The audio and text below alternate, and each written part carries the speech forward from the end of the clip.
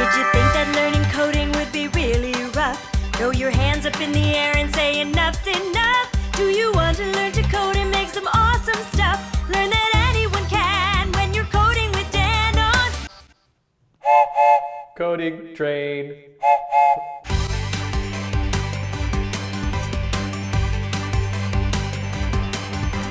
Whether you're a pro or this is all brand new, learn the overarching concepts and some fun stuff too. And with Dan as your guide, come along for the ride on All aboard!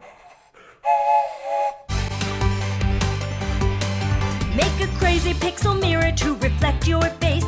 You can make it jump to light speed into outer space. You can generate a maze that can go on for days. You can make your own terrain and some purple rain. You can make a retro game to see how it's done, and then tweak a piece to make it yours for everyone. Make some fractally trees or Twitter bots if you please. And when the seeds are sown, you can make them your own. Coding Train.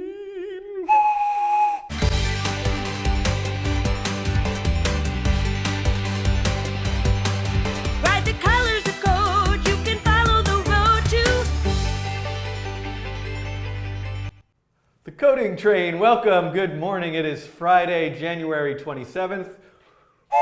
I'm here for the Coding Train. A lot of people have been telling me, by the way, that they're like, you know, it looks kind of like it's a kid's show. And I did get the feedback that a viewer felt a little bit insulted by that. And you know, I can understand that. It's reasonable feedback. I suppose this is not a show. I don't know if this is even a show, but this is not, oh, and sorry, my monitor is on. This is not something for children, although I suppose children are welcome to watch. I'm certainly family friendly in spirit, but you're right that this is a YouTube channel about programming and coding and creativity and expression and hopefully doing good things in the world with programming and coding. But this is just, you know, the stuff that I enjoy, and so, hey, it's what it is. But I'm always welcoming your feedback. I hope you guys like some of the new visual stuff. Thank you, Chris, for sending me this hat. I got to get some more train props. Anyway, so today, first of all, I'm gonna try to just jump right in. I did a live stream yesterday. I'm doing a live stream this morning. It's morning, at least for me. It might not be morning for you. I'm gonna look up something really quickly on the internet here, which I'm gonna go to Social Blade. How do I do this? I should have had this prepared. Social Blade live subscription count YouTube. So there's a way here that I can go here. And then I believe if I put in YouTube username like Schiffman, we can see the live. Oh, look, I got a B. This seems about right. Schiffman, user Schiffman real time. Okay. I'm very excited because I only need about 500 more to get to 200,000. And I have brought a book with me, one of my favorite books from 1946. This is not an original print. This is a reprint of this book. It's called A Million Random Digits with 100,000 Normal Deviates. This is a book that, you know, there's a lot of types of algorithms and simulations that you need random numbers for.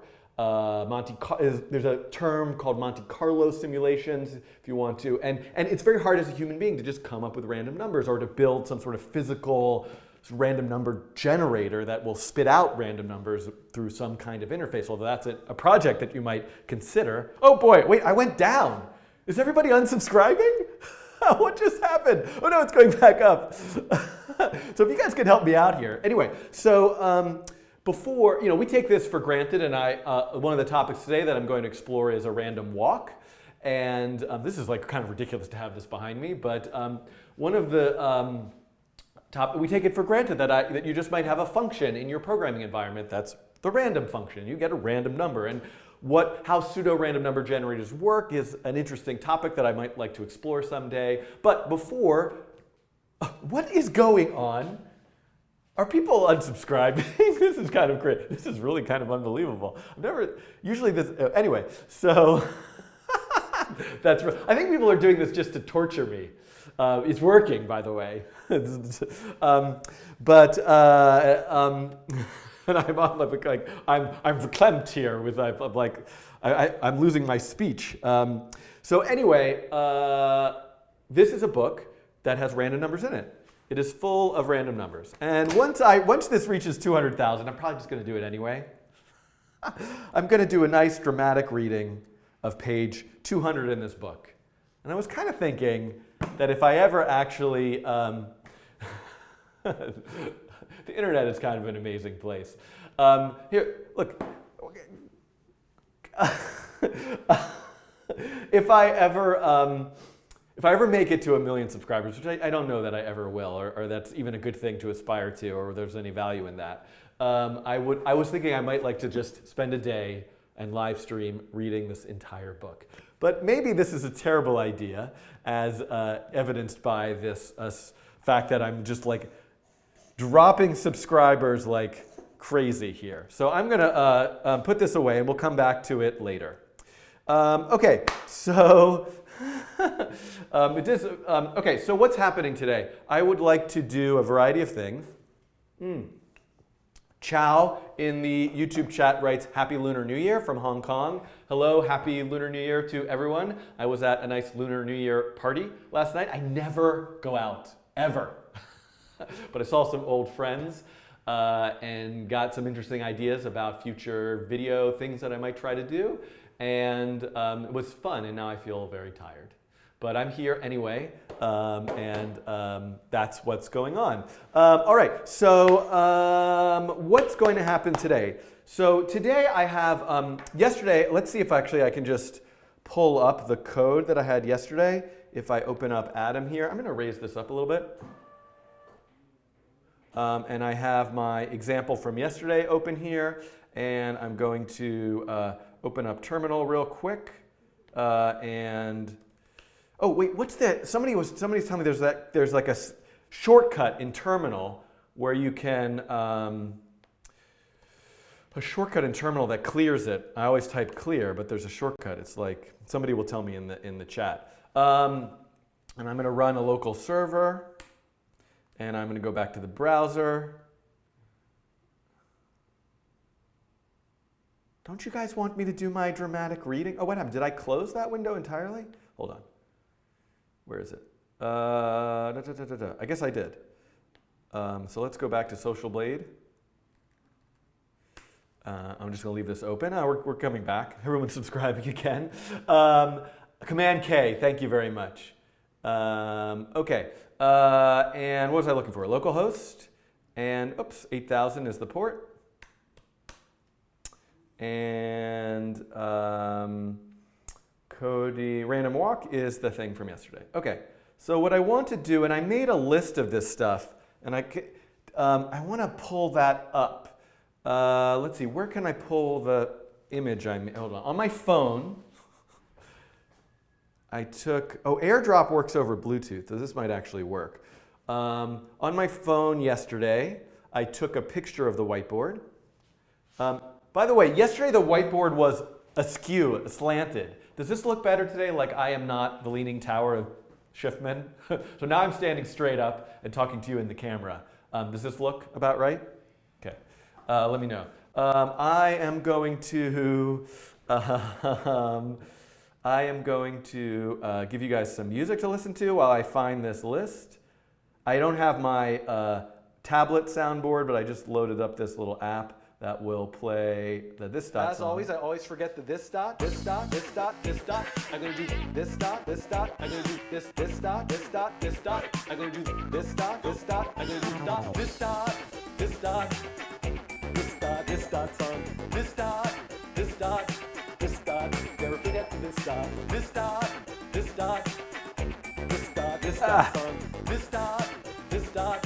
This dot, never forget this dot. This dot, this dot, this dot. I'm gonna do this dot, this dot. I'm gonna do this dot, this dot, this dot. Bluetooth is not on. This dot, this dot. I'm gonna do wake up, computer. This dot, this dot. I'm gonna do this dot, this dot. I'm gonna do this dot, this dot. I should really do this before I start live streaming. I'm gonna do this dot, this dot, this dot, this dot song. This dot, this dot. Is that really loud? Come on, airdrop. Hold on. This dot, never forget this dot. I'm going to do this dot. I'm trying to airdrop something to this computer. This dot. Airdrop. Compose that song for me. Allow me to be discovered by no one. There's the problem. Everyone. Everyone can airdrop. Why not? Okay, now it should show up. There we go. Go image. Yes, accept. There we go. And here it is. Okay, so this is a bit of a list that I had from yesterday. And I don't need this right now. So, okay, so let's take a look at this. Hey, where does that image go? Oh, it wasn't like really open. It was just like previewed. Downloads? Does it go to airdrop stuff go to downloads? Yeah, probably, right? Okay, here we go.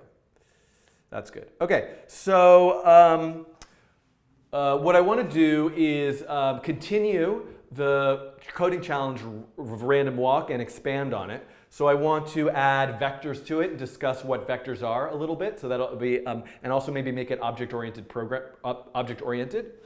Then I want to look at some varying the probability a little bit. We'll look at the Lévy flight as a concept. I can't see. Many walkers, self-avoiding walk. And I remember 3D, if I were to show markup toolbar. And I'm just going to 3D. So I'm adding that there as something to remember as well. Okay, so yes, thank you. And Alka in the Slack channel mentions that as well. Okay, everyone's looking to hack me. Good luck. Okay, so I'm just going to get started here. Let's see how we're doing here, my troll friends. Oh, I'm back up to 521. That's nice. I don't think we're going to make it to 200,000 by the end of this live stream. If that's going to happen, you guys are going to have to help me. Now I know it's more fun to like make the number go down, but I mean, come on, look. I'm a guy on the internet with a toy train whistle. I mean, don't you just want to help? So see if you can. I don't know, tweet out or share or whatever. Let's see if we can get, don't you want to hear me read quietly, softly, in a soothing and friendly voice, random numbers from a nice book from 1946. You don't want me to have to go home and read this as a bedtime story to my children, which I might have to do if I don't get to read it live stream. They're really, Elephant and Piggy is wonderful. Harry Potter we read, we've got lots of great stuff we're reading. I don't know how much stuff. They might like this for like a minute though. It's interesting. Okay. Yes, thank you. Okay. Code a train. I didn't tweet the stream. Yes, I did. Oh, but not to the coding train. All right, let me go to Twitter. I didn't. Let me go to Twitter. I did. So let me go to the. I'm not signed into the coding train Twitter account. So let me do that here. Twitter.com. I'm logged into something. I'm logged into myself. Log out. Log in. The coding train. Oh my God, I have no idea. Oh, no? I use a password manager, but sometimes for certain accounts okay, yeah, here we go. So let me tweet out live now. YouTube Shiftman, user Shiftman/live. So there we go. By the way, something I noticed, interestingly enough, like a bunch of GIFs from my Coding Rainbow video I think I probably put them there, to be honest. I'm pretending like they just happened to be there. I don't know how that happened, magic. Some people just love me, I guess. No, I'm like vain and in constant need of attention, apparently. So I put them there. But if I put Coding Rainbow here, oh, these are nice. Oh, look, there we get some. I seem to appear here and there. And I think probably if I just do Shiftman, yes, okay, so let's do this. And now, there we go. Okay. Did that tweet? There we go. Okay, there we go. I'm getting some messages about how long this live stream will be today, and I would expect that, what time is it, 11:20? Hard cutoff would be, well, I'm going to say 12 till 12:30, but likely I'll probably go till 1 p.m. I might need to take a break in the middle if I have to, I don't know, need a little fresh air, biology break, so to speak, but I'll be here till 1, I hope. Okay, so how are we doing here? 5:31. I don't know about this. Okay, so let's look at our list. So I'm trying to decide where I want to get started with. So, and I'm seeing there's questions in the chat, but I'm going to come over here to the whiteboard. And I think what I want to start with, let me erase all this, is I want to start with a very frequently asked question I get, which is, you know, what's the difference between p5.js and processing? And also, you know, I don't get this question as much, but related to that question, what is the difference between JavaScript and Java? Or what programming language should I pick when I get started programming? Or what editor should I use? So I wanted to make a video. I'm a little confused where this should fit in the playlist.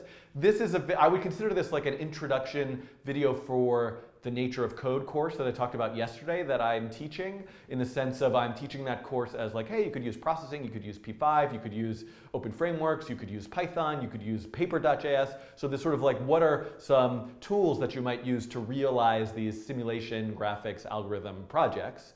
But for me, as I mentioned yesterday, one of the, you know, in terms of my time, I think you could divide my time into 3 parts. The most amount of time I spend probably is just teaching here at NYU. That's kind of my full-time job. The other large portion of my time is working to help administer something called the Processing Foundation, which is a nonprofit entity that sort of keeps the processing community together, that tries to make programming and creative computing more accessible and inclusive. And then, you know, part of that is managing and maintaining these open source platforms, processing p5.js and processing.py, which is a Python implementation. So that's, and then the other portion of my time is doing this YouTube channel. So that's basically, by the way, all of that pales in comparison to the amount of stuff I just would like to do as a person, human being of the world, to make the world a better place and to be with family and that sort of thing. But anyway, in terms of work, those are the 3 components. So anyway, so the reason why I focus in this channel on processing in P5 is because those are platforms that I care about. I think those are platforms that are part of a community, a diverse community, a more diverse every day, hopefully, and a friendly and open community. And there are other open source communities and platforms that have this quality too, but they're just, I don't know why I've got this like, I'm rambling about this because, you know, the question you get is, why don't you use this? Do it in native JavaScript. So I feel this need, I guess, to like justify P5 and processing, which, but I don't think, the point of what I'm saying is there is no justification other than my own personal affinity and love for those environments and the community of people. So, but I encourage everyone watching to bring other environments and to port stuff and to explore and ask questions and all that sort of stuff. So, boy, Ramble Central. So what I've lost the Slack chat, there it is, here it is. Okay, now, so what I'm going to do, I think what might make sense is for me to go to the rainbow topics. So first of all, I want to thank Me I Am Some on GitHub and probably Twitter. Me I Am Some went through this GitHub repository and added a lot of comments and cleaned a lot of stuff up. I noticed after I mentioned that yesterday, when I woke up this morning, there were like all these issues closed and commented, and that was like super helpful. Thank you so much. Shout out to Me I Am Some. And let me look here under labels, under question, and how to use, okay, I did this one actually. This one should probably be closed. What's the difference? Here we go. So this is the question I want to answer. And I actually made a video about this question, But I didn't answer what I think most people were asking because I kind of went into the history of these environments. I'm going to like really have to, because here's the thing. When I talk about processing, I did this sort of by accident, and somebody tweeted at me like, oh, that was really great the way you described processing. And I was like, oh, I didn't really think about that, but I agree, I like that. I say processing is a community, it's a philosophy, I forgot what the other two things I said, but they were more technical in nature, coding environment, editor, that sort of thing. But to me, that's what happens when I start to talk about these things. I like to think about the community. It's been 30 minutes. But what I really want to do is focus my energy and time now this moment to talk about technically what these environments are, why you might use one over the other, and that sort of thing. So I'm going to do a video about that. And we'll see how that goes. And then what I'm going to do with this video is I'm going to record it not looking at the chat. Anybody who's in both the Slack, which Slack is for my Patreon, and the YouTube chat, you can ask questions during it. But if anybody in the Slack wants to pick out highlight a couple of the really good questions and post them in the Slack chat, it's a little easier for me to follow. But what I'll do is after the video is over, after my little brief presentation about the technical aspects of these two environments is finished, I'll look at questions and answer a few questions because I'm sure I'll miss some important pieces. And then Mathieu, when we edit this together as like one of the Q&A videos, we can like tack on some of those extra questions at the end, sort of editing out the time I'm spending like trying to like look at the chat and that sort of thing. So that's my plan.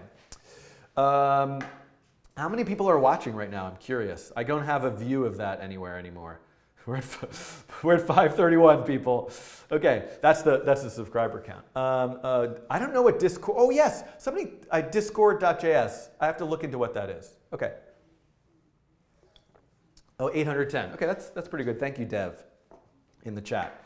Okay, and I'm going to check my email here because I'm waiting to see if the Ethernet goes live in this room. I'm still streaming over the Wi-Fi. And I don't see a note about that yet. Okay, that's the live chat. That's the Slack chat. And there we go. Okay, so how to do this? I'm going to open up the Processing Foundation website. And this will be my background for the first. Oh, what's the chance that I have a Kleenex in my pocket? I have an old crumbly one. Okay.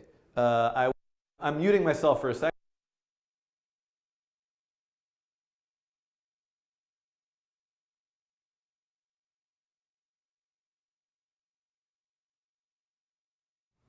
Okay.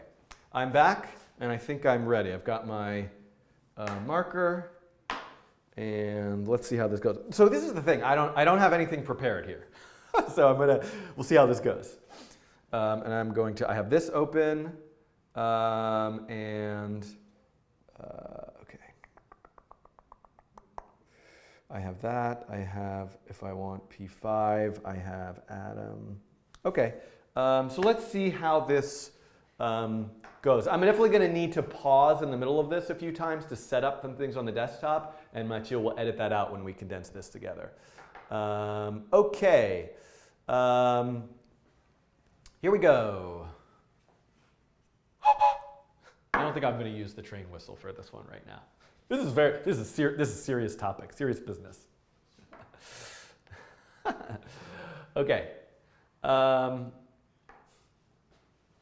Hello, welcome to a Coding Train Q&A video. So a question that I get asked a lot. I am part of people who maintain this thing called the Processing Foundation, and processing is a community, and the mission.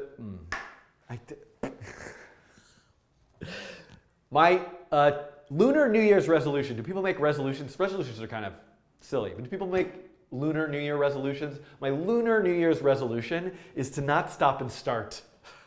Because you're just watching this live, and I can just do this. Okay. But I did it just once. Just once. Hello, welcome to... Oh, you can see my train whistle here. Hello, welcome to a Coding Train Q&A video. In this video, I'm going to answer a question that I get a lot about the projects, the software projects that are maintained by something called the Processing Foundation. The Processing Foundation was founded in 2012. Its mission is to promote software literacy within the visual arts and visual literacy within technology-related fields. And I would say primarily also to make these fields, make this more accessible to diverse communities. And I encourage you to read more about the Processing Foundation's initiatives and projects and mission, all on the Processing Foundation website. But I'm not here to talk about the Processing Foundation in this video because I have this habit of doing that all the time. The question that I get a lot, and this question comes from someone named Schiffman. Okay, so I posted this question, but it's only because people tweet and email it to me all the time. But you can actually ask your own questions here on this GitHub repository in the issues, which I'll link to in this video's description. But the question here is, what is the difference between p5.js and processing? And the last time I tried to make a video, you'll see it in this playlist, answering this question, I really went into the history of these projects and why they exist and the sort of philosophy and principles behind them and some differences in that extent. But I didn't really get to what I think was important and on a lot of people's minds, which is the technical differences. What are the underlying programming languages behind these environments? What kind of editors can I use with these environments? What kind of projects, what kind of features do they have? What's the difference between the syntax and features of both of these frameworks? And that's what I want to discuss in this particular video. Okay, so I'm going to come over here to the whiteboard for a second. Hi, I'm over here at the whiteboard now. So here's the thing. Processing and p5.js are, I would say, open source frameworks, software projects they're kind of broad projects that involve different aspects. And so each one, let's think about each one as sort of like in three categories. So each one of these projects is is all three of these things in some ways. A library,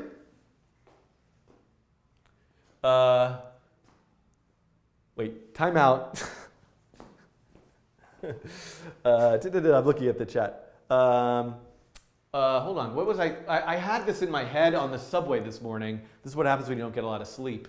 The three things I was thinking about were the language, an editor, and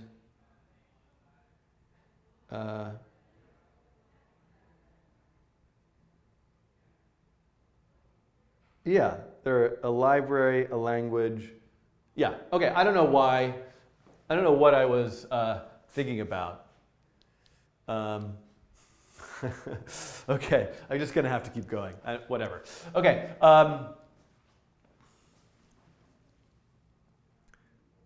A library. They're built on top of a programming language. And then for each one of these that you might use, you need some place where you would sort of type your code and figure out how to use it, an editor. So let's think about these three categories for a second. So P5 and processing. Let's start with processing. So processing is written, is a library for, so these are really kind of one thing, I guess. I'm kind of thinking of two. It's really not three, it's really two. Processing is a library for the Java programming language. Okay? The library, the things that processing is adding or building on top of or giving you features for are things like drawing, data, hardware,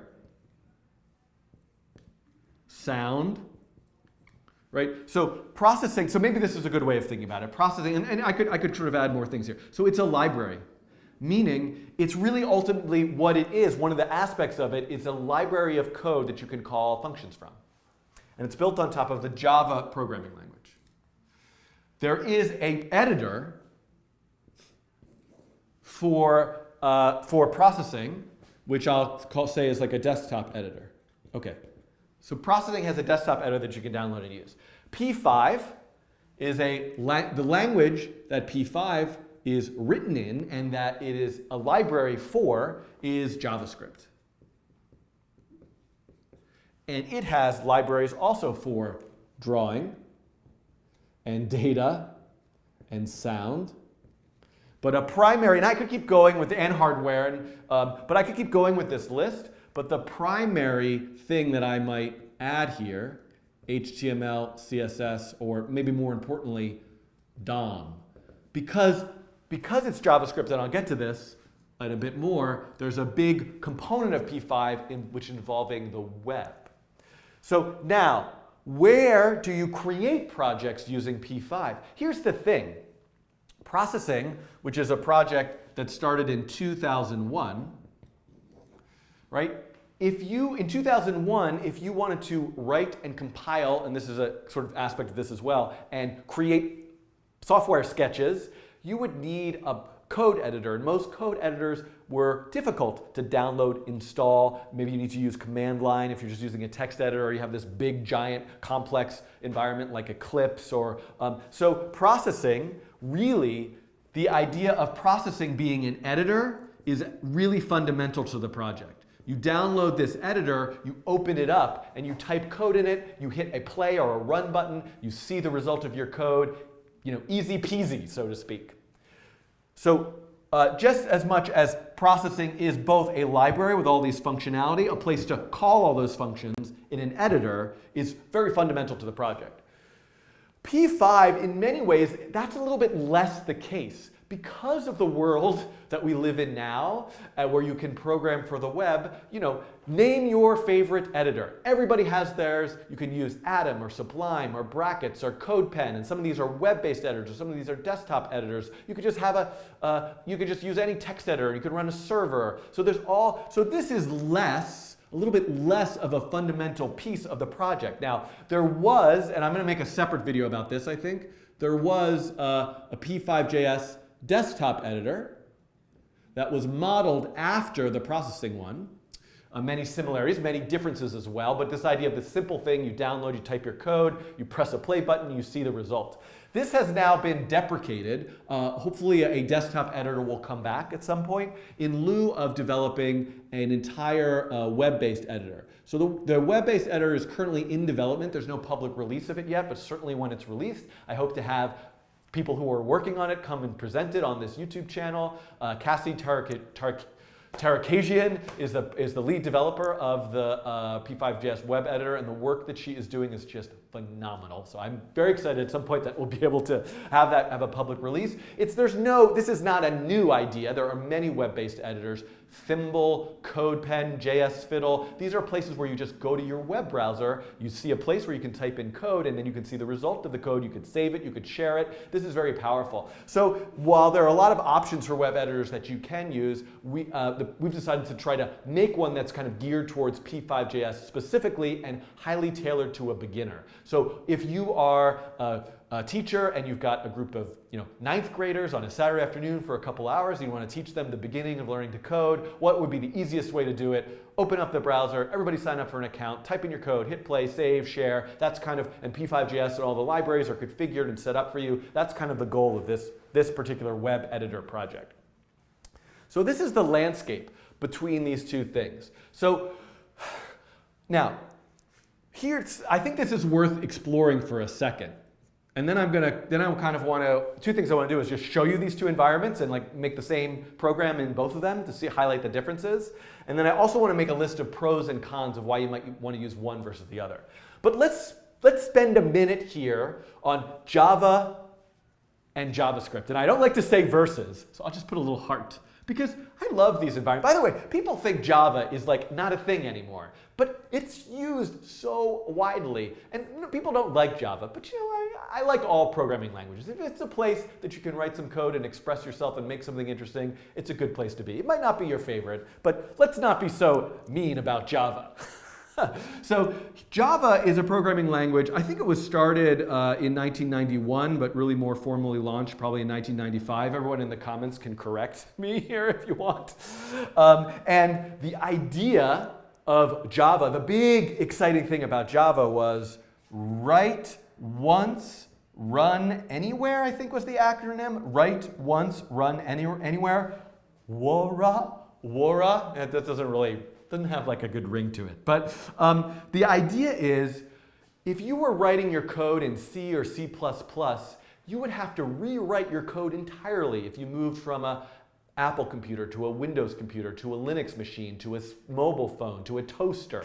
And the idea of Java, the magic was you didn't actually write code that's native to that computer. You wrote code in this very generic way, and then you would have something on that computer called a Java virtual machine. So as long as the Java virtual machine was part of this device, then your Java code could run on it. The Java virtual machine's essentially job is to translate your Java code, which turns into Java bytecode, to that machine's specific machine code. So this was the exciting and powerful innovation. And Java really adopts most of the same syntax as C++. And it is also a highly object-oriented language, for better or worse. It can be very, very wordy and tedious and kind of ugly in many ways, or beautiful and elegant, depending on how you look at it. But a lot of what processing did with Java is when you're working in its desktop environment, a lot of the wrapper code, the sort of extra code that you need to put at the beginning and end of every program in Java, processing kind of adds for you behind the scenes. So that makes it a little bit simpler, and some people think of it, oh, it isn't really Java. Is it or is it? But it really is Java. However, you are allowed to, A, not have to live by this like very formal object-oriented way of thinking, although you can of course do objects, and you don't need all of this extra Java stuff that looks very intimidating and upsetting in a way on your like first day of learning to program, to have all this confusing stuff that you don't know what it means. So that's really what happened with processing. Now, processing was also, and this is what I spent a lot of time in my previous video, which I guess I'll try not to harp on too much here. Java made sense because it could connect to a lot of hardware and libraries for data and networking, but it also at the time, there was something called applets, which were part of early browsers. JavaScript in many ways was named to complement the fact that JavaScript might be a programming language of the browser that would complement applets, but a way of running your processing sketches. In 2001, when processing was created, you could export to an applet and share it on the web. Can't do that so much anymore.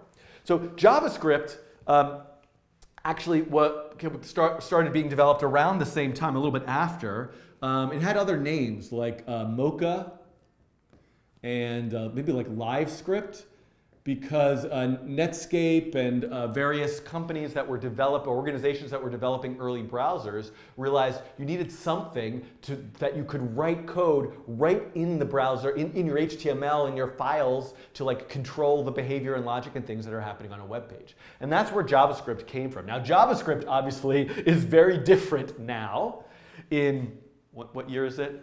2017, than it was back then. There's been many different specifications for the language. There's an organization called ECMA. Right? Is that what it is? Anyway, we're on version there's like ES6 now. You hear all these terms. I haven't adopted some of the new syntax in my video tutorials of JavaScript just yet. I'm taking a very long time to get to showing you these environments. But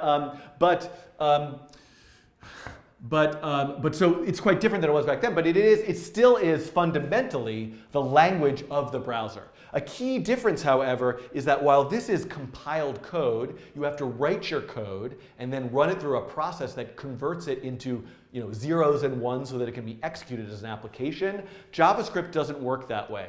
JavaScript is what's known as an interpreted language, meaning the browser just reads your code and executes it at the same time, which allows for a lot of flexibility and exciting things like live coding or changing code on the fly or running it, typing your code in the browser and hitting run. There's all sorts of possibilities that you can explore because it's interpreted on the fly and can change as it's running over time, as opposed to something that has to be compiled and finished.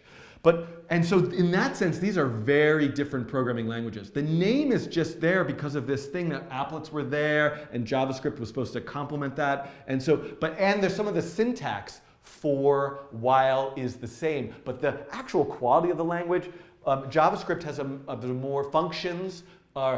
Java, everything's about objects. JavaScript is object-oriented, but functions are sort of this primary thing, and there's lots of kind of nuance to that, of course, but that's sort of the primary thing. So p5.js is just a library for JavaScript. So if you are quote unquote learning p5.js, what you're learning to program is JavaScript, and the libraries, the functions that you're calling to maybe draw or do things come from p5.js. If you are learning processing, you're learning the syntax of the Java programming language and how it works, and getting access to all these libraries from processing to draw and do that type of thing. So, and in truth, at least in my experience, people say, well, I don't want to use a framework because I really want to learn the real thing. Well, guess what? The real thing is learning how to use different frameworks. So if you learn how to use p5.js, maybe you'll learn how to use 3.js or paper.js or matter.js or fill-in-the-blank.js, different libraries and different frameworks for these languages. Okay, so that's kind of a rather long-winded summary of all of this. And what I want to do now is just show you the two different environments and how the syntax looks between them, and then make a list of pros and cons between the two. Okay. I'm going to take a short 1-minute break here. That will be a point that will get edited out, just to sort of check in and make sure everything is working. I'm looking at the, was everything there okay? That was kind of long. I don't know if I should split this up into multiple videos. So it could be that. Discussion and explanation, then a video just looking at the two different environments, then one making a list of pros and cons. Or maybe I should come and look at the, so let's just see, I'll keep going. I don't know if anybody has any feedback about that. Mike was muted. Was there an issue with the sound at any point during there? Oh, no.js would be a great thing to reference. You're at about 15 minutes now. That's not terrible. Okay. So, and where are my times? I want to make sure I get back to the random walker. Okay. Okay, great work. Thank you. No sound all time. Sound was fine. Okay, thank you. Okay, so what I need to do is think about, so the easy thing here is for me to open up processing, because that is just the desktop environment. It's hard for me, by the way, to have a good objective sense of what I'm discussing there is actually like, oh, this is really helpful and new, and I've kind of used these things, but I never really thought about it in that way, or, oh my God, this is like obvious or redundant or not interesting because I'm so sort of embedded and immersed in these projects. So I'm kind of curious also, feedback. Toto Troll wants me to notice Toto Troll. I hope you weren't one of the Toto Trolls that was unsubscribing for me. Okay. Okay, check subs. All right, let's see. We're getting close to 600. We've gained a few. Okay, it's kind of probably really hard to gain like 400 subscribers just in, because I usually get like around 500 in a 24-hour period. So trying to get 500 in an hour is probably impossible. Okay, so then I think what I'm going to do is I have processing open. Then I will have Atom open. And let me desktop, random walk, QA P5. And can I just copy that here? No. Can I drag it here? Yes. Let me close this. Okay. So I think what might work here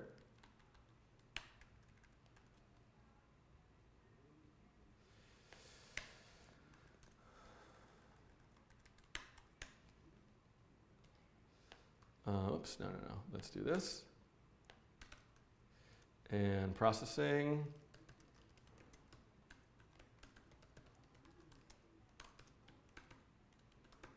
Now, normally I don't like to, and desktop, QA processing. So I'm going to do this and put this here. Okay, so this way I can look. How is the font size, by the way, on these two? Is the font size okay? I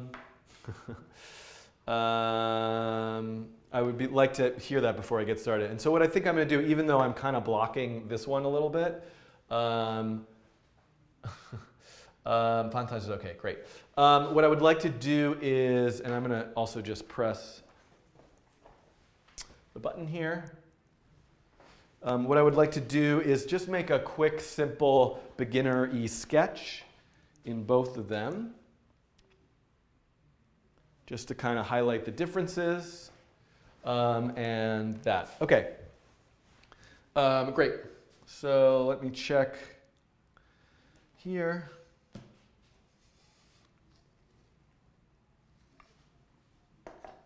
And okay, so now what I will do is come back. Okay, so the other thing I want to do is go to processing.org. Oh, really? Okay, let me go to the reference. Or if I go to the cover, you know, I want to like hide myself from here. I'll just go to the reference, that's fine. I don't know why. I'm like on the internet here in a video, and yet I can't tolerate an image of myself in a video. It's a little bit ridiculous, but okay. So, and you know what? This is a wonderful project. This is great to be able to highlight this. I'll just leave it here. What's great to be able to highlight this is a project by Tiga Brain, who did actually a guest tutorial on this channel, and I need to get back in touch with her to do a follow-up. But this is a project here. The p5.js website always has changes a project like once a month that's sort of featured on the homepage. And this is a project by Tiga Brain about the National Endowment for the Arts, which if you aren't aware of, the Trump administration and the current kind of the political sort of power at this moment in time is looking to cut all funding from the NEA, which is a major issue that I am very much against for a variety of reasons. And this is a project about data from about the NEA and what you can do to fight against cutting funding for the arts like the NEA. And one thing I'll highlight here is the NEA's budget amounts to less than 0.025% of the public funds spent on the military, which is something you can think about. Okay, here we go. So what I'm going to do is I have these open, then I have this, then I have this, and then I also want to have in the browser itself the QA P5 and this open, and there we go. Okay, so I'm ready to continue this video, and I'm going to look at both of these environments. Okay. Let me start here. Okay.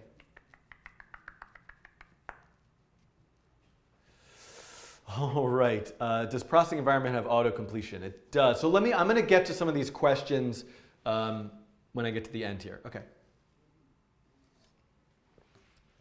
So I'm going to do my pretend walking back into the frame so we can get edited together. Yeah, Zopo is about performance. This is definitely going to be part of the discussion when I talk about pros and cons. Okay. Okay, so I'm back here. The two websites, if you're looking at P5 and processing, P5 is at p5.js.org. Here's the website here. You can download the library files and find some information about how to get started with an editor on this website. And I'll talk a bit about that once I open an editor.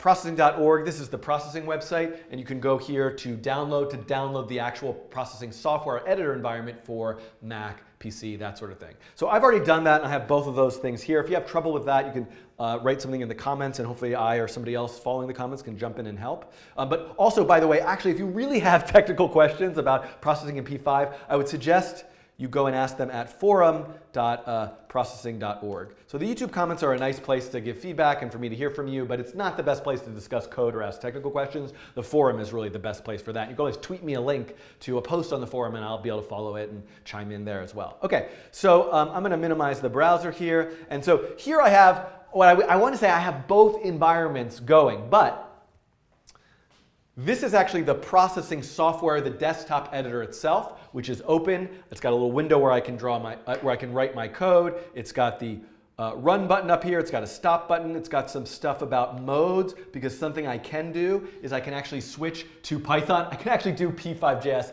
in the processing editor as well with a p5.js mode. These modes won't necessarily be there for you by default. You'll need to go to this add mode, which opens something called the contribution manager, so which you can add libraries and modes and tools and examples and that sort of thing. So this is actually new interface for what's really nice about having a desktop editor is adding libraries or finding examples. All of this can be done through the interface itself. With P5, the way that I'm going to show you P5 right here is this is just an editor called Atom. And Atom, I believe, is an open source editor that's built from Git and GitHub. Pause. Is that right? Let me look up Atom. I don't want to say the wrong thing. Atom editor. Yeah, at GitHub, text editor, full of featured. Where does it say, like, about or something? Keep in touch. Atom is open source. Like, didn't it come from Atom is made by GitHub. Great, thank you. Just didn't want to say that incorrectly. Okay. Atom is made by GitHub. It's open source. It's free. It lets you type your code. There's packages you can install to like see your code automatically in the browser, or syntax highlight in a different way, or have like special like keyboard commands. But any text editor, I might suggest looking at Sublime or Brackets or CodePen, which is an online web editor. And at some point, if people are interested, I can make different videos with different editors to see how different people have those things set up. So that's the primary difference that in just sort of working in these environments is processing. My suggestion is you just download it and use it. With P5, you want to find an editor that you like or that a friend uses that they recommend to you and work with it that way. And there's suggestions and information about that also on the p5.js website. And you can see that I just have all the files associated with the sketch right here. There's my JavaScript file, which is where I type the code. There's an HTML file where I can add HTML. And if you do my sort of foundations of programming in P5 videos, I'll go through what all those different files do. And then, libraries that I might want to add, these are the P5 libraries, they're just JavaScript files. If I want to add other libraries, I've got to manually download them, add them to this folder, or refer to them. Libraries, you can also refer to them that are on a web server somewhere through a URL. There's lots of different ways of doing it beyond the scope of what I'm doing in this video. Unlike processing, we kind of have everything all in one here. Now, the other difference is what happens when you quote unquote run your code. So both of these are a simple sketch. Both processing and P5 are built with this concept of setup and draw for an animation program. Setup happens once to kind of set up your program, initialize variables, everything to start with. Draw loops, it's an animation loop because most sketches and programs that you might want to write, you want an animation. And of course you can stop the animation, start the animation, have no animation, do all sorts of different other things, but that's the sort of core functionality. So if I run a processing sketch, you'll see I get a window. So processing sketches are desktop applications. And actually, I can go up here, File, Export Application. And if I go to Export Application, what you're going to see is I can actually make a double-clickable application that I could release or send for Windows, Mac, Linux. I could make it full screen. I could need Java to run. So here on Mac, like if somebody does it, you could actually embed Java. And there's some goofiness with Apple, and I don't want to get into this, but it's definitely an issue with new operating systems that Apple doesn't want you to use applications that aren't like signed and delivered and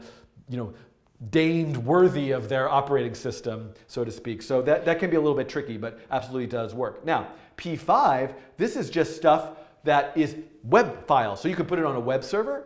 If you have a web server account, you can have it on your computer and open it up through the browser. And typically what I do is I run a local server, and I'm doing that through Terminal, and I have other videos that kind of walk through the steps of that. And then if I want to see the result of my code, I just go to the browser, and I have it here. And you can see here I'm running a little web server, which then I can view the results of that web server at an address called localhost, and my sketch is called QA_P5, and 8000 refers to the port. And so at some point this is just kind of like seeing how it works and developing, and then I might upload my code and the URL would no longer say localhost because my code's not on this laptop, but might be on my server shiftman.net. So that's a core difference. The p5.js is going to run your code and you're going to see the results in the browser. Processing, it's going to launch as a desktop application.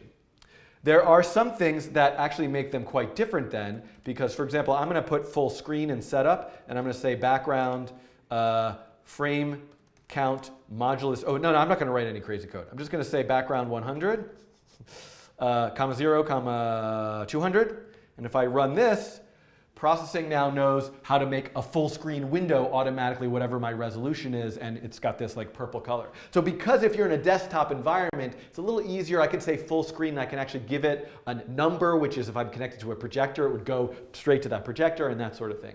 But the main function you write in processing typically is size, which would make a window of 600 by 400, and when I run, that's what I've got here. In P5, I'm actually going to say create canvas. There's subtle differences, the same concept, 600 by 400, and then I could take this background code and I could put it in here, and that's identical, and I could now go and hit refresh, and we can see I have my, I had the font bigger here, but I didn't want it bigger there. I could see, and this, by the way, over here is a JavaScript console. That's available as part of you under View, Developer, JavaScript console. So this is something I use a lot for debugging to see error messages. And so that's something that you might want to figure out how you get a console to see error messages as part of your workflow as well. But I'm just using the Chrome one because it works pretty well. Yeah.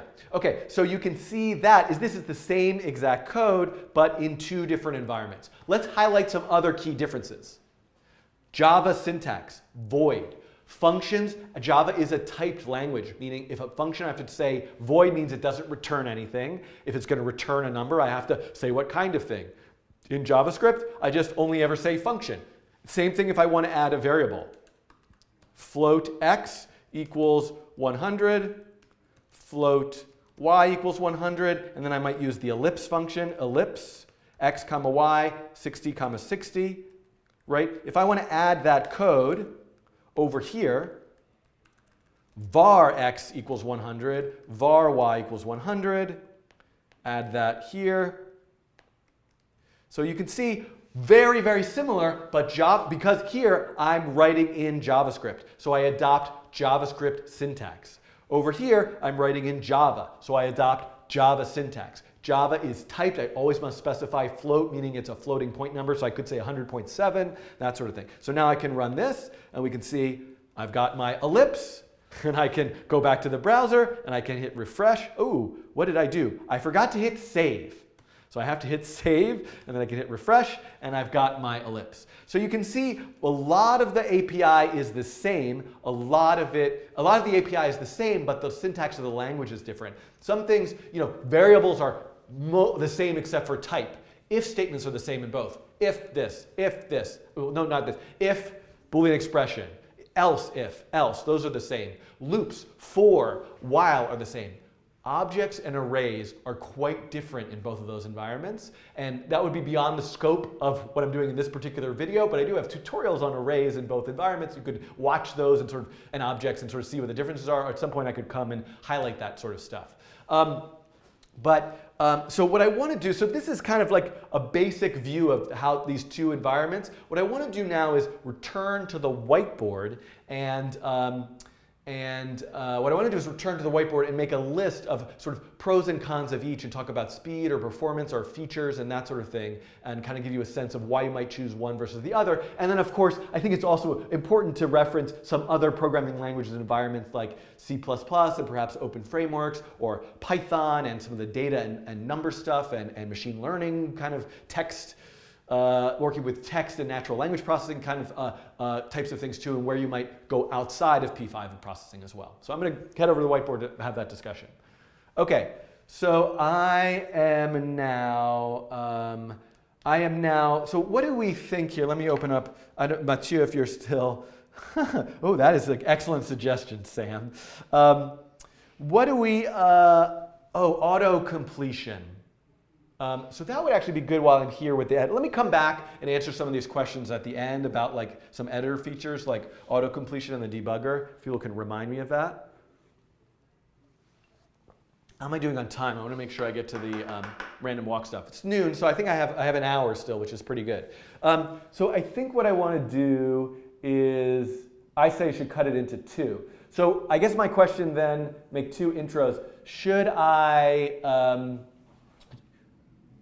probably maybe the two I'm at like 24 minutes already, yeah. So I guess maybe the two should be, the first one was the 15 minutes, and then the second one is this stuff with the actual environments, and then the pros and cons, maybe. That probably makes sense. But I guess we could decide later also. So I'm gonna keep, that's kind of what I'm thinking, and I could do some quick intro stuff afterwards. Okay, all right, so let me, I don't know if this is a beautiful diagram or a totally useless diagram, but I'm gonna erase it. You can, I mean, of course it's gonna be saved in video. I was like, screenshot it if you want it. Here, I'll give you like a, I don't know if I'm in the shot, yeah. Screenshot that. Or you can make like a weird GIF.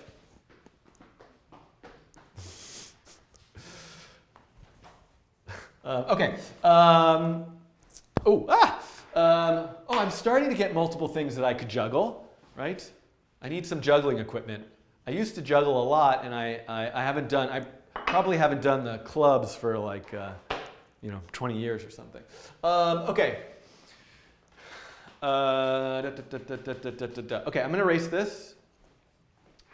I'm expecting, something I really want to do, by the way, is I want to get, in this room, big giant monitors, like above the camera there and the other camera, so I could actually just look at the chat and also see a preview as I look this direction, because I'm always looking this direction where my monitor is. Okay, so I'm going to erase all this.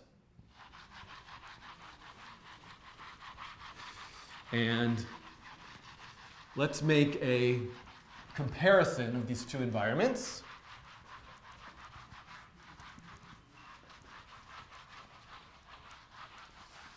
Okay, drink some water for a second.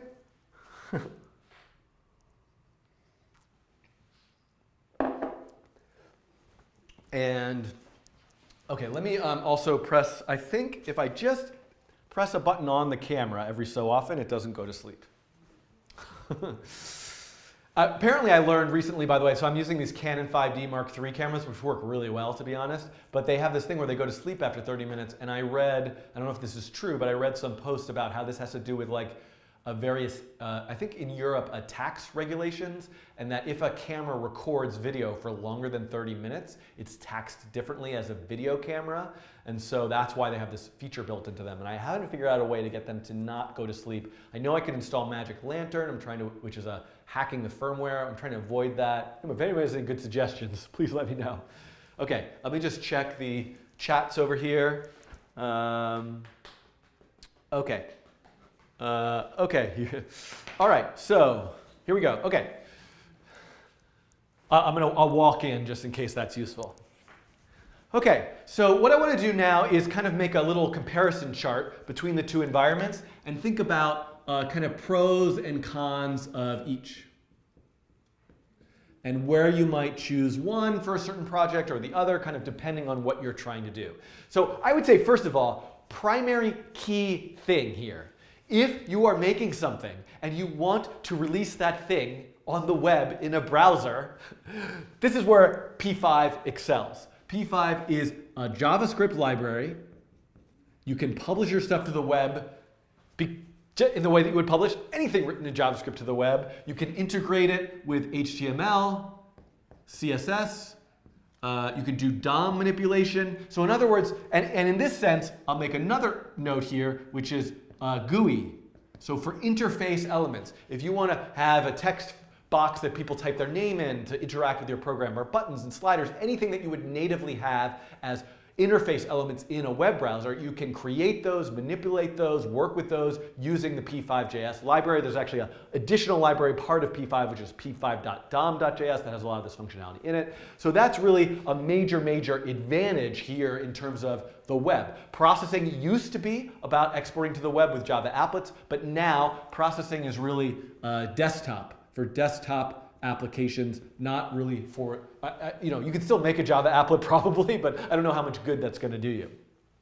That said, there are interface libraries for processing, Control P5, Interfacia, there's probably some other ones, but they're often limited in terms of how much you can style them or design them or use them, and it can be awkward. But I will say an important thing is, though, if interface is the question, both of these environments have a drawing canvas. So you're only limited by your imagination and time in terms of what kind of interfaces you can invent. But if you want to prototype a quick interface to just have like a text box and some buttons, you're going to be able to do that much more easily in P5. If you want to invent your own design and style of interface, both of these environments will allow you to do that simply by drawing into the canvas. So that's kind of a key thing.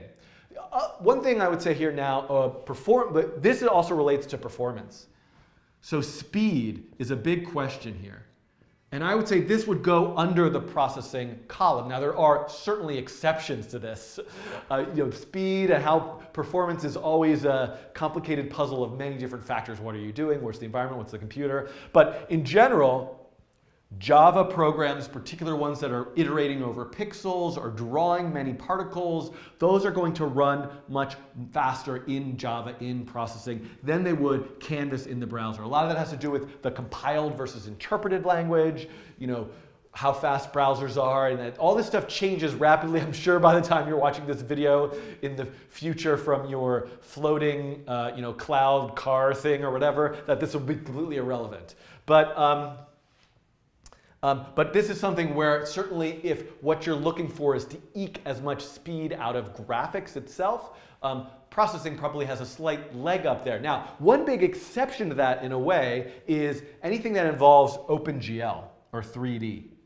So I'm going to say OpenGL 3D. Now, processing has rendering modes called P3D or P2D, and these make use of OpenGL rendering. OpenGL rendering is an engine that uses the power of your computer's graphics card as opposed to its regular processor stuff to draw to your computer screen. And computers now have very fast and powerful graphics cards, so you can often get, you can do 3D stuff, and you can often get a lot of additional speed of drawing by using these rendering modes. Now, there is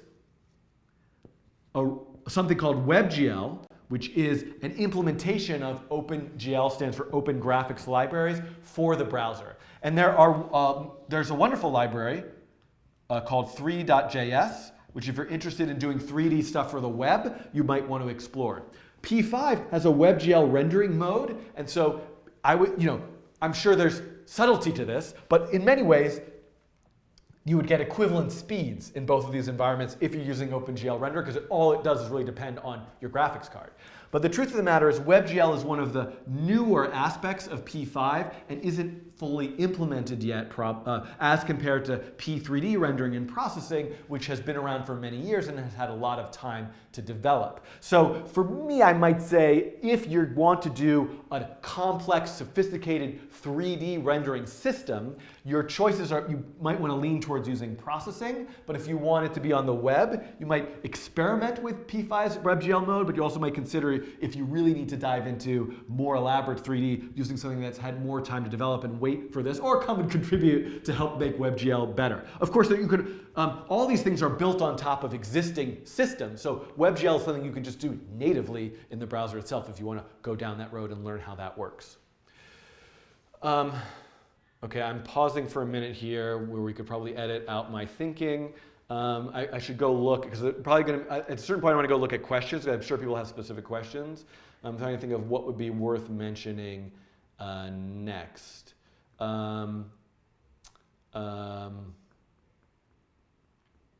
Okay, so I'm going to keep going now. So related to this performance thing and related to desktop versus web is, I might add sort of in between here is like installation-based work. I don't know what I mean by that, but like kiosks or projection mapping or interactive museum exhibits, that sort of thing. Processing is very geared towards that kind of work now. I showed you that it has the function full screen, which gives you high-speed full-screen graphics. You can control very easily which projector, if you're connected to a bunch of projectors spanning across them. Processing, because it now is desktop application environment, has access to do all this sort of like high-speed full-screen kind of stuff. Now, of course, you can make your browser full screen, and so you can do all this stuff in P5 as well. But this is, I suppose, if I'm thinking about I'm making a project and I want it to live on the web for people to experience, then we've got a lot of advantages to P5. I'm making a project and I want it to live in a museum kiosk environment, then you might have some advantages to processing. And I should mention here that a lot of these, all the things that I'm saying of processing, another environment that you might explore sometime related to this is something called open frameworks. Can you actually see this? I don't know. Open frameworks. There's also an environment called Cinder. Both of these are actually just really libraries. They don't have an editor associated with them, though they have tutorials. And these are creative coding open source frameworks for C++. And so if you're looking to like squeeze every inch of speed out, you can processing nowadays, especially if you're using P3D and on a really fast computer, I think you'll probably get a lot of comparable. But certainly working in C++, because you kind of have a lower level access to the computer. I talked about this sort of Java virtual machine. That layer limits the performance. You can get even more speed, and especially if you're doing computer vision. Also, there are so many computer vision libraries that are written in C++, so you have quick integration with them, and there are a lot of great examples, and certainly 3D rendering and all this sort of stuff. But I'm a little off topic, but this seemed like an important point to mention, especially in the context of doing installation, kiosk-based work. Okay, I'm gonna go, let's see, okay, so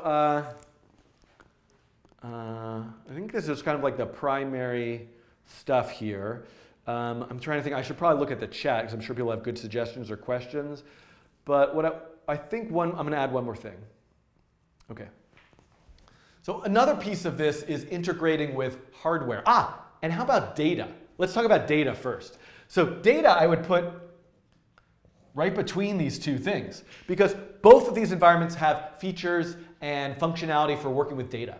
So both of them have a function called load table. I'm going to write it over here. Load table allows you to load a spreadsheet and work with it in processing to visualize or crunch numbers or do whatever. P5 also has that function, but I'm going to write over here load JSON. So both of them have load JSON and load table. The reason why I'm putting load table over here and load JSON over here is one point that I might make is, let's say you have a massive data set and you want to create this like big poster-sized print about this like massive data set. Processing, being a Java-based desktop environment, is probably going to have an easier time loading into memory and working with large data sets. P5, just running in the browser, probably going to have easier time with smaller data sets. But because it's written in JavaScript, a lot of data comes from APIs and with JSON file formats. That's really easy to work with in JavaScript because JSON stands for JavaScript Object Notation. That's what JavaScript is made for. It's the same syntax. So this, while you can load JSON, this Java syntax for working with JSON is quite a bit more awkward. It works. So in that sense, you can work with data, and certainly since you're on the web and in the browser, a lot of working with APIs, if you find a tutorial for like how to use this API, it's most likely going to be geared towards working in a web-based environment like JavaScript. And so in that sense, there could be good reasons for working with certain kind of web-based data sets with P5. There could be good reasons for parsing and crunching. There's a lot of functionality and features of how you can manipulate data in processing and kind of work with larger data sets. So that's, I think, an important aspect. Another thing that I would put here is hardware. So there are, because processing is a project that's been around for over 15 years now, there are so many third-party libraries that you can add through the interface that I showed you to work with things like the Kinect or the Leap Motion or an Arduino or a joystick or some other brain sensor thing. So generally speaking, if there's a Java interface towards a piece of hardware, there's probably a way to do it in processing. And a lot of people with kind of common hardware interfaces have encountered this and published an open source library for it. Now, the thing is, you can also use hardware with P5. For example, the Leap Motion, if you go to the Leap Motion websites, there's a JavaScript library. So if you see a JavaScript library, this is actually kind of a fundamental difference. A Java library will work with processing, but you might have a hard time unless someone's made a processing version of that Java library or that acts as a bridge. There are ways around that, of course, but P5, if you find a JavaScript library, you could just plug it right in because you don't really need a separate P5 library for the Leap Motion. You just need the Leap Motion JavaScript library that you can use in your code. But one tricky thing about hardware is the browser has so many security restrictions. So the browser can't read files on your on your hard drive. It can't just talk to your camera without you giving it permission, that sort of thing. Whereas those security restrictions aren't there for desktop applications. So a lot of hardware, while you can access in both environments, you likely need something to act in the middle. And I'm just going to write node here.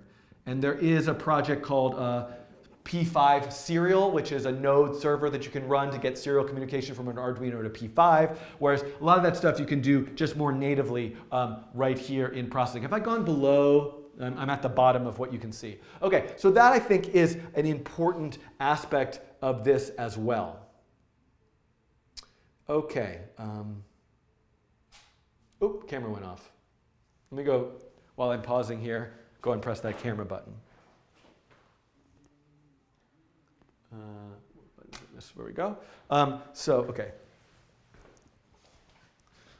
So I'm sure I missed a whole bunch of things here. This is just kind of what came to the top of my head right now. So I'm going to go and check the live chat. If you're watching this as an archived video, there's no live chat, but I'm going to see if there's some questions about it, and I'll answer some of those to sort of wrap up or fill in some of the gaps that I've got going here. All right? Thanks very much. Okay, so now I'm over here and I'm going to see this.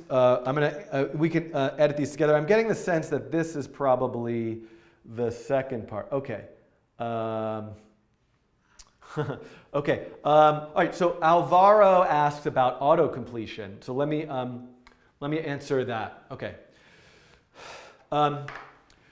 So question number one that came from the chat is, what about auto-completion? Does processing or P5 have auto-completion? Well, first thing I should say is P5, in the sense that I've shown you as like find your own editor, it's really about does the editor that you're using have a plugin or feature that does auto-completion. And what is auto-completion? Auto-completion is when you're typing like ellipse or background and the editor itself gives you a suggestion to kind of fill that in for you. And processing 3 does actually have this as a feature. So if I go to the preferences, we can see here that code completion with control space. So if I were to enable this, I could get code completion. And let me give that a try right now. So I'm going to check this, and we'll see if I have to restart processing, which I don't think I need to do.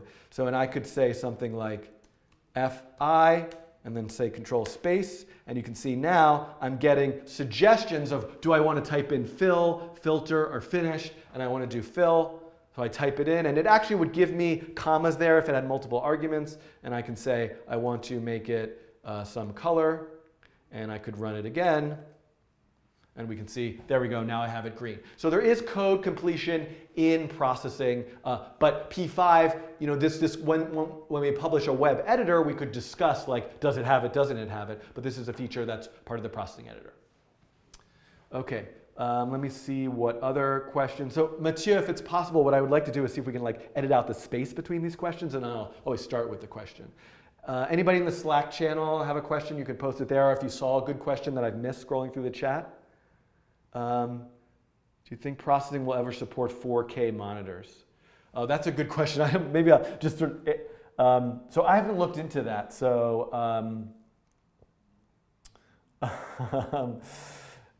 compiled versus interpretive, use low CPU power before lagging. How do I feel about ES6 arrow syntax?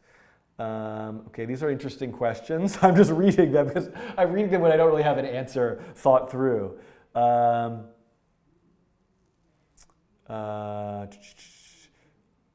Pointers, parser that separates questions from chat. Yeah. Okay. Actually, this I don't know if shaders. This is a good question. So 2 questions that I thought of. Okay. Wait, there was one that I thought of that wasn't actually shaders. Oh yeah. So another question that came up is from Potato Kaboom. Sorry. Question from Potato Kaboom is asking about Eclipse and processing. So one thing that you can do is you make processing sketches and use the processing libraries outside of the processing editor. And you can do that with any Java editor like IntelliJ or Eclipse or NetBeans is one, I think. I happen to use Eclipse quite a bit, and I do intend to make a video to show you how to make processing sketches in Eclipse, and we'll get to that soon as part of this sort of series about these different environments. So HNGSKJ in the chat writes, what about shaders? So shaders are really, shader is a program of GLSL, graphics language shader language, GS. I think I got that right, whatever. This is something that's part of WebGL. So processing as part of the P3 rendering mode natively has a way to load shaders and change properties in shaders. Maybe I'll open one of the examples. P5 shader support in WebGL is coming soon. It's a feature that's in development. If you're a shader or WebGL expert and want to contribute to that, jump onto the P5 GitHub and you can sort of try to search in the issues for WebGL and you'll probably find where that is. So let me at least briefly just show you here. If I go to File, Examples in Processing, and I go under shaders here, under Topics, I could pick one like, I don't know what's a good one. Let's try a glossy fisheye. That sounds like fun. And so if I run this particular example, you can see that there are these P shader, I'm standing in front of it, I know, these P shader objects. And you can see what this particular, every time I click, I guess it changes some properties. And so this is using a shader. So shaders itself are beyond the scope of this particular video, but I certainly would love to come and do some tutorials about shaders or have a guest do that at some point soon. Yeah, the 4K question people are discussing, I haven't looked into this, but certainly it would be desired to have that as a feature of processing if people are using 4K displays for installations. But I don't know if that is implemented, and it might be something that we need help with in terms of it being an open source project. So I'll try to check on that and see if I can see where that is and answer that if there's a lot of people who are interested and that's a stumbling block for you. Thank you. Mobile. Somebody asked about mobile. Turkey in the chat asks about mobile. So this is, I completely forgot to add that here. Here is something we can really put in both columns. But the wonderful thing about working in a browser-based environment is you've got mobile essentially for free. Because what you program to run on a browser on a desktop computer can run on a browser on a mobile device. So P5 sketches will just work in both places. That said, there are certain kind of features and functionality that you might want that are different for a mobile environment. And P5 as part of the library has an array to track multi-finger touch events. It has variables to keep track of the phone's acceleration and rotation. So there are a lot of features of the P5 itself that allow you access. Now you might want to ask though, but can I actually make an app? Like yes, I know I could send people a URL. So P5 doesn't have any features for you to do that, but there are systems. I think probably a commonly used one is something called Cordova.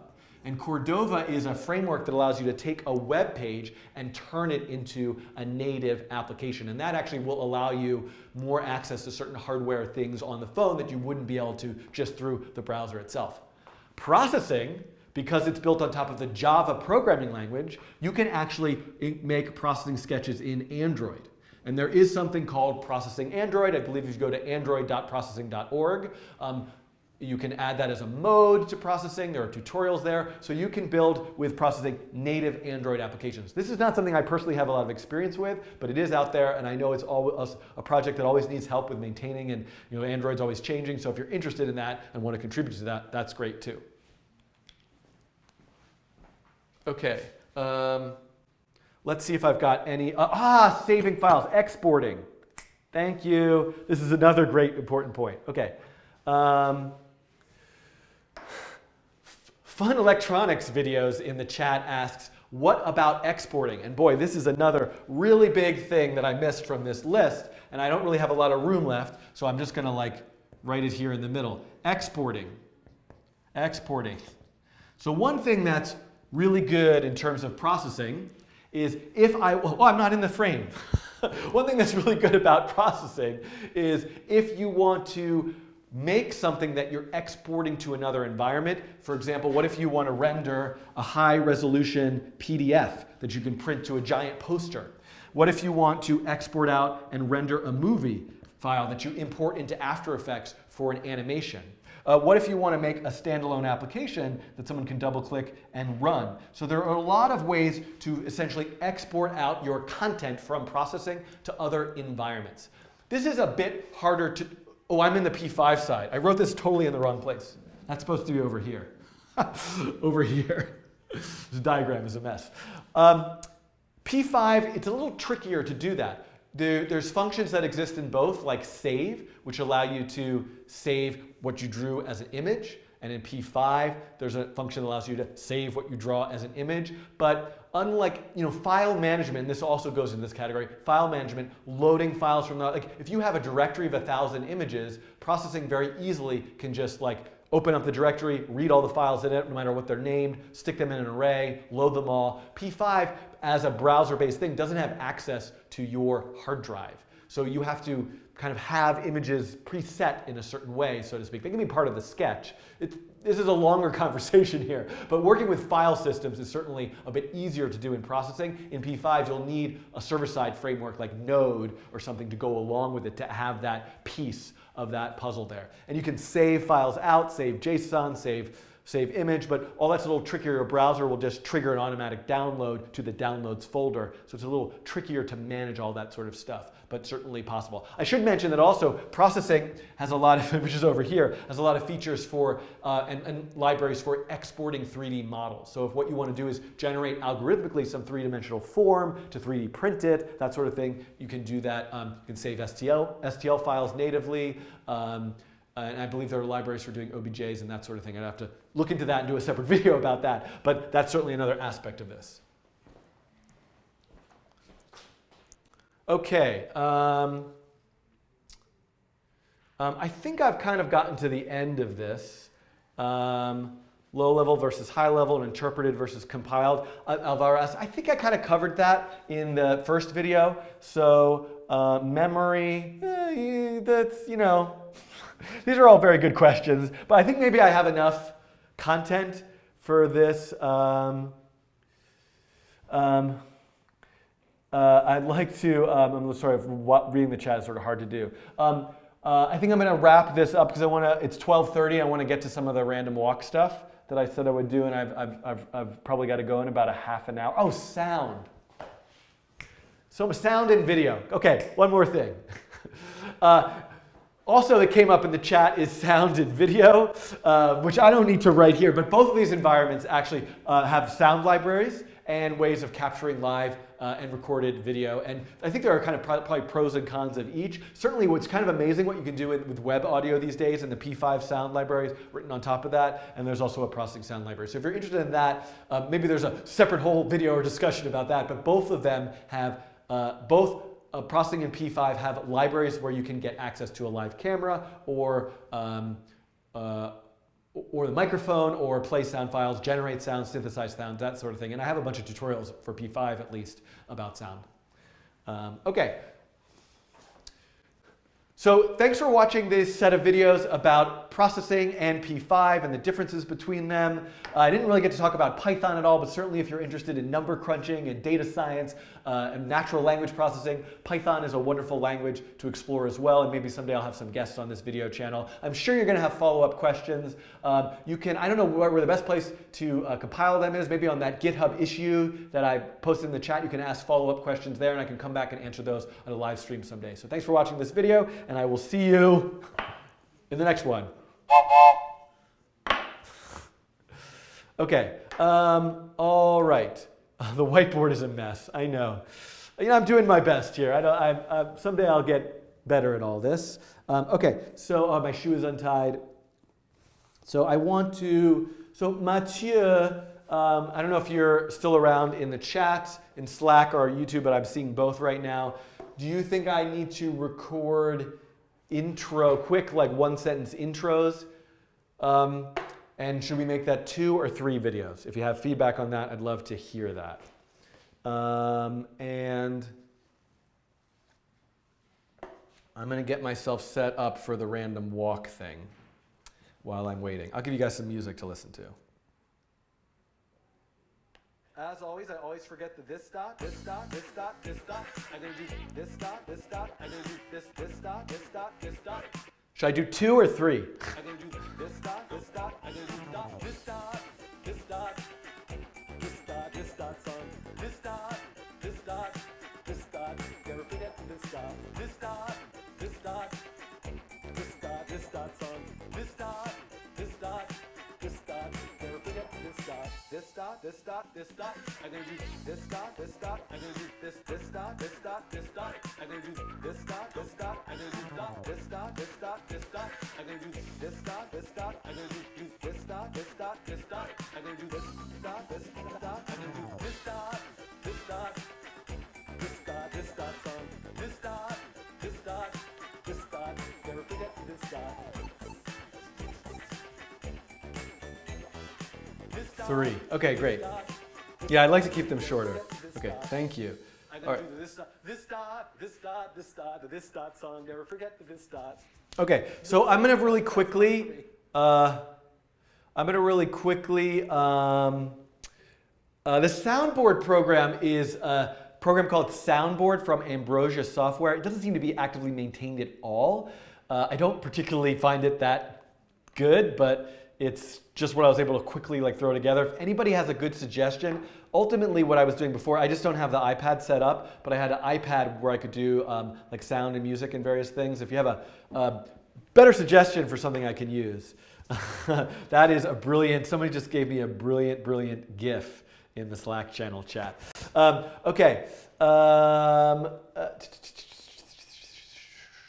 Okay, I missed so many things. There's so many good questions in the chat. I'm going to do 3 quick intros. We don't have to use them all. And I'm going to do them really fast, and hopefully they'll be good. Hello, welcome to a Q&A video. I'm going to talk in this video about what is the difference between p5.js and processing. I'm probably in a moment going to say exactly that same thing because I'm actually just after the fact recording an intro because I went on for so long. I decided to divide this particular discussion into 3 parts. So the first part, I'm just going to kind of talk about the sort of bigger picture of these 2 different environments and what programming languages they're built on and kind of how that plays a role in their features and the ways that you work with them, and I'll diagram that on the whiteboard. The second part, I'll actually show the 2 different environments and type some code side by side and look at the editors and see some pieces of that. And in the third part, I will make a list of pros and cons of why you might want to use one versus the other, or where one environment excels over the other environment, and as well as take some questions from a live chat about things that I missed. So that's going to be these 3 videos. If you find them interesting, please watch them. If you kind of don't, please don't watch them, and I'll see you maybe in the second part.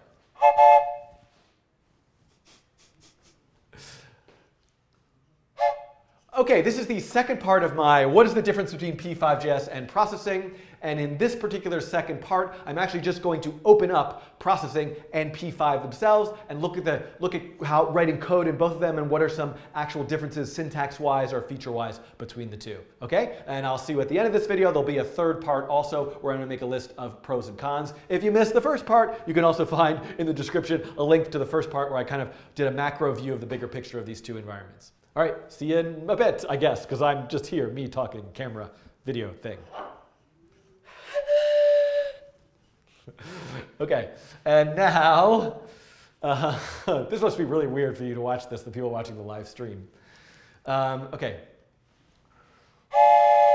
That's right. This is actually a 3rd video about the differences between p5.js and processing. And in this video, I'm going to make a list of pros and cons. I have to admit, the list is going to be kind of a complete mess, a terrible diagram. Maybe somebody on the internet will make some kind of group editable document diagram thing that looks much more beautiful that we can all share and enjoy and look at. But in any case, I'm going to go through kind of pros and cons and kind of features of these environments and where it might make sense to pick one over the other and that sort of thing. And there's no hard and fast rules here. I'm going to do my best, and I am also going to answer some questions from the chat. So I'll see you maybe at the end of this video. Maybe I'll see you in the middle. Maybe I don't actually see anybody because I'm just looking at a camera, but you're a real person. Thanks for watching. Okay, fastest intros ever. How was that? I see Mathieu Math Blank is typing something, so I want to know if that's feeded. Perfect, good, thank you. Okay. So now, I don't have a lot of time. I'm a little disappointed about that, and we'll see. The good news is, I'll be back again. Let me look at that image. First, let's check this. Hey, we're almost to 600. That's pretty good. So I guess since I don't have that much time anyway, I'll do my dramatic reading on a future video if I hit that 200,000 thing. It's not going to happen in this. If it does happen, though, I'm staying here. If in 20 minutes when I have to leave that says 200,000, I will stay here. I will not leave. I will be late, to the next thing. Okay. So what I want to do now is go to a localhost 8000. Do I have I don't have the kitten song. I'm sorry, Lost G Bear. This is still Lost G Bear gave the kitten song. I do have the Perlin noise one. This is random, this is noise. Which is Perlin noise by is. F-Looper. In the core random algorithm, the actual random algorithm itself, those numbers aren't related at all. You pick, like, I'm picking random numbers between 0 and 10. 9, 2, 7, 6, 1, 9, 4, 8, 9, 2, 1, 3. I pick 9 a lot, apparently. But with Perlin noise, I might pick numbers like this. 2, 3, 4, 3, 4, 5, 6, 5, 4, 5, 6, 7, 5, 6, 7, 5, 6, 7, 8, 9, 8, 7, 6. Boy, this is like Perlin noise performance art.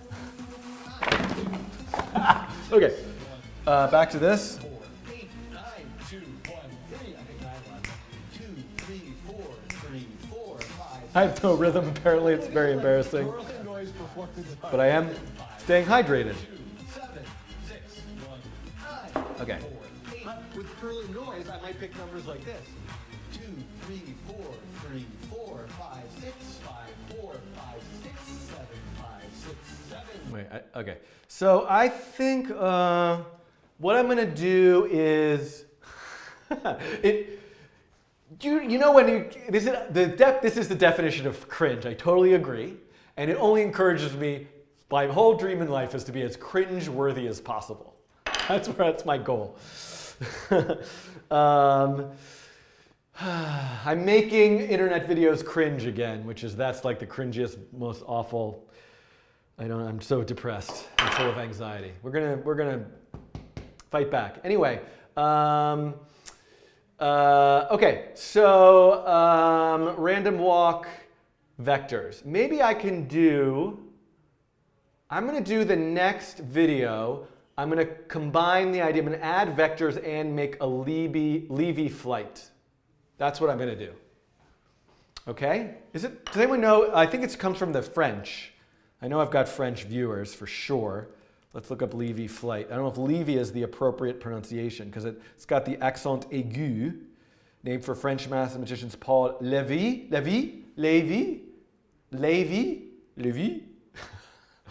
Paul Lévy, Benoit, who knows Benoit Mandelbrot? I don't know. Okay, never mind, sorry. Cauchy flight? I just see math blank in the chat. The last thing he wrote was perfect, so I'm just pretending that's what he's writing for my pronunciation. Okay, just Lévy. Lévy. Okay, thank you. All right, so let me close this. Let me keep that open. Let me close this. Let me close this. Got to keep this open. Whoa, it's 6:02. This is getting good. Okay, and do I have my code open? And where's my Atom editor? Did I just lose it completely? Where is it? No. It's so weird. I must have closed it by accident. Sorry, everybody. Open and desktop and random walk. There we go. And sketch. Great. Okay. I don't know. I guess these are coding challenges. I do have an issue that I have to think about, which is the coding challenges are probably my most popular playlist, and I like the format of that. But I am also wandering into sort of more like tutorialist stuff now, especially with the random walk. So I don't know if this really makes sense, but I'm going to keep these as coding challenges and whatever. Don't have to worry about it. Okay, here we go. Let me just actually, does this have a nice visual here? Yeah, this is actually pretty good. So, okay.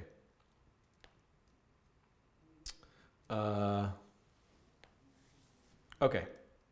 So I think, Mathieu, I think this, I don't need a separate intro for that afterwards. So I'm going to try to just go with it, and we'll see how that goes. Okay. Oh yeah, let's try a little goofiness because it's not. Let's see if I can be pretty cringy.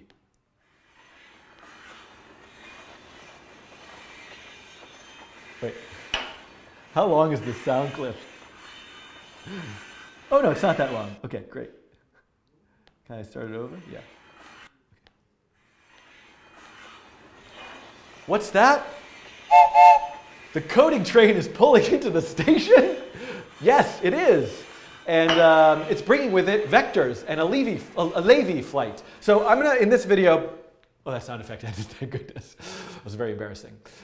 In this video, I am going to expand on my previous random walker example, and I want to do two things. One is I want to bring in the concept of vectors. So instead of having a separate x and y variable, I want to have a variable that keeps that x and y together as a vector, and this is going to allow me to be a bit more flexible about how motion works and kind of play with the quality of the random walk a bit more. I am also going to add something called a Lévy flight. So there are so many ways you can vary the probability and quality of a random walker, and I hope that maybe some of you have already done that and shared some of your variations with me. A known concept, a known technique is something called the Lévy flight, and what the Lévy flight is modeled after, so something that actually happens in nature, sharks and other large sea animals, and maybe birds of prey and different hunting. What a lot of these animals do looking for food is they'll look around to try to find something, to hunt their prey. If there's nothing there, then they'll take a really long step and go somewhere else and then make smaller steps to look around. So instead of, unlike the current random walk that I have, right? This random walk can only ever move one pixel and it never suddenly jumps. But what if this random walk, looking around for berries, because it likes berries, but there's no berries over here. Let's go all the way down here and now look around and see if you can find berries, and then come all the way over here and now look around. Wouldn't it be great if it would just draw as I did that? I'm going to get that working someday. And go around and go here and go up here. So this is one of the things that I want to add to this. How do I vary the probability of the step size to forage for berries? What's your favorite berry? Mine is blueberry. Although I have this like acid thing, and I'm told that I'm not supposed to have blueberries. Melon is good. This is off topic, but anyway, interested in that. But if you mix the berries with almond milk, apparently that neutralizes the acid, and you can make a smoothie. It's delicious. Okay, here we go. That's a shout out to what's his name? What's my doctor's name? I can't remember his name. Hold on. This is going to get edited out for sure. Why can't I remember him? The acid, his book is called I can't believe I'm like promoting this. Now, I didn't mean to promote this. Dr. Aviv, of course. Yeah. I don't know if I should edit the shout out in. Shout out to Dr. Aviv. No, okay. Anyway, okay, so let's look at, first, we're going to make this easier. Let's add vectors to this. Edit point. So first, I just realized, unfortunately, that I want to draw a diagram. So let's give you guys the, what other songs do I have? Go back to this dot. Always forget the this dot, this dot, this dot, this dot. I'm going to do this dot, this dot. I'm going to do this dot, this dot, this dot. I'm going to do this dot, this dot. I'm going to do dot, this dot, this dot, this dot, this dot, son. This dot, this dot, this dot. Never forget the this dot, this dot, this dot, this dot, this dot, son. This dot, this dot, this dot. Never forget the this dot, this dot, this dot, this dot. I'm going to do this dot, this dot. I'm going to do this dot, this dot, this dot. I'm going to do this dot, this dot. I'm going to do dot, this dot, this dot, this dot. I'm going to do this dot, this dot. I'm going to do this dot, this. I hope the sound is actually playing, because if not, then that would be weird. Okay, so we're going to talk about vectors now. I'm going to talk about vectors now. How am I doing on time? 12:47. I'm going to talk about vectors. Okay. Wait. Music could be louder. Okay, that's good to know. Okay, random walk. Okay, I gotta stop reading the chat. It's because I'm so vain I can't stop reading the chat. Okay, so what is a vector? Now, first of all, if you want to do a deeper dive into vectors, I'll link to my playlist from the Nature of Code playlist, all about vectors that you can look at. And also the Kadenze course that I mentioned, I'll link to it here, which is an online course, not on YouTube, but has videos for free. I look at vectors in JavaScript, which is probably more relevant to this particular video, my my ones on YouTube are using processing in Java. But anyway, what is a vector? So I mentioned that the random walker has an XY position, right? And I probably shouldn't draw this arrow here because the thing that I'm going to use to demonstrate vectors is an arrow. So this right here is an XY point. So a vector is an entity that has both magnitude and direction. So typically that is drawn as an arrow. Its direction, you can think of it as the sort of angle of orientation. Now, I'm just thinking about vectors in 2D. The idea of a vector is actually just essentially a list of values in some dimensional space, and this is a big thing in machine learning and all sorts of, but I'm thinking of like a very simple idea of just a vector in 2 dimensions. It has a direction, its angle, and it has a magnitude, the length of the arrow. Now the components of a vector, this is the idea of a vector. It's this arrow that's long or short. The components of it are a displacement along the x-axis and a displacement along the y-axis.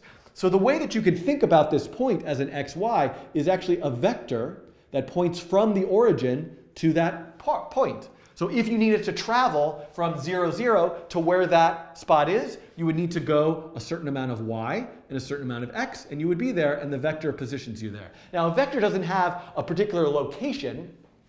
A vector is just this entity. So we could also consider each step to be a vector. So before, when we had the random walk could only ever move up, right, down, left. And this is sort of the formal definition of like the classic random walk. But I'm going to do a vector random walk, meaning it could go 1 unit in any given direction. And then that vector, its length could be variable. So what is the probability of it moving 1 unit versus moving many units? And this is how we're going to get that Lévy flight. Okay? So now I'm going to do my vector random walk back to the computer. This is a random walk.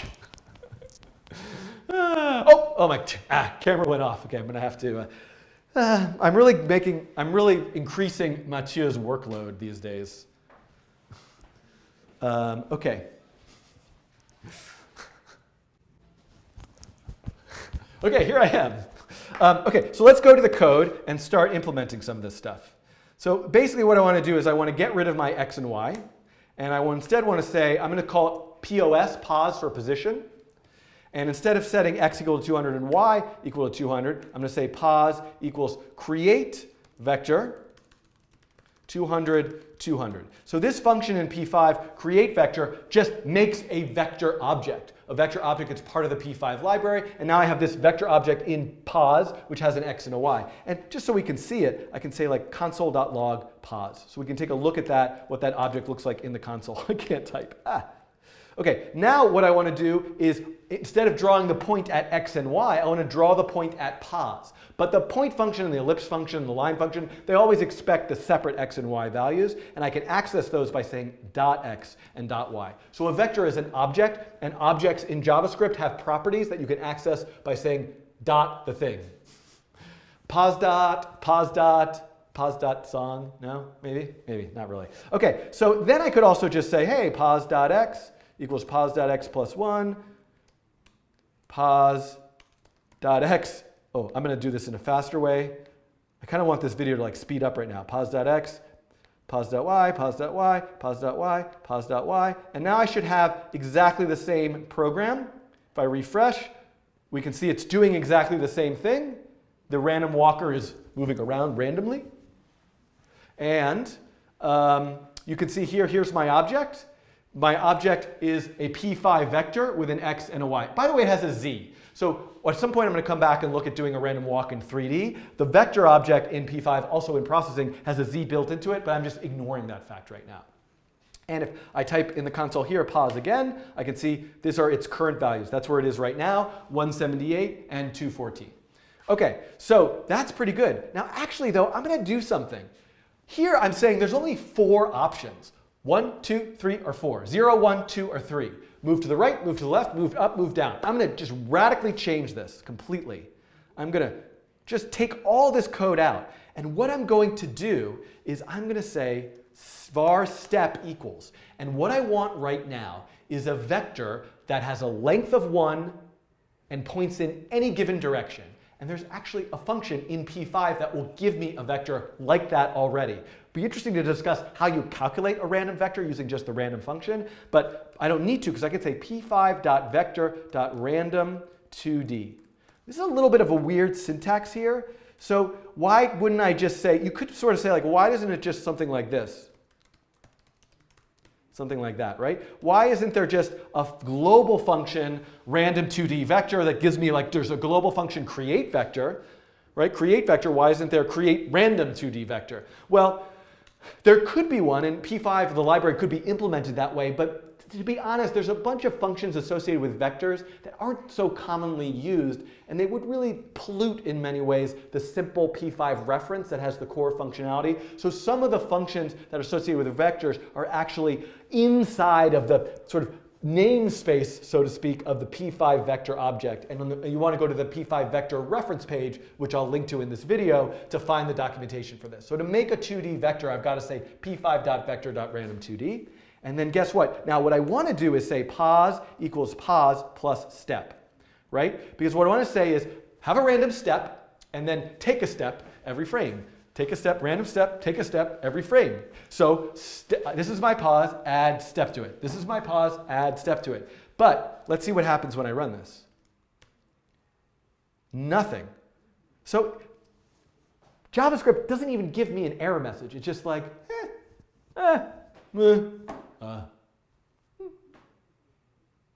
So the reason why this doesn't work is JavaScript doesn't know what to do with this plus and these values, okay?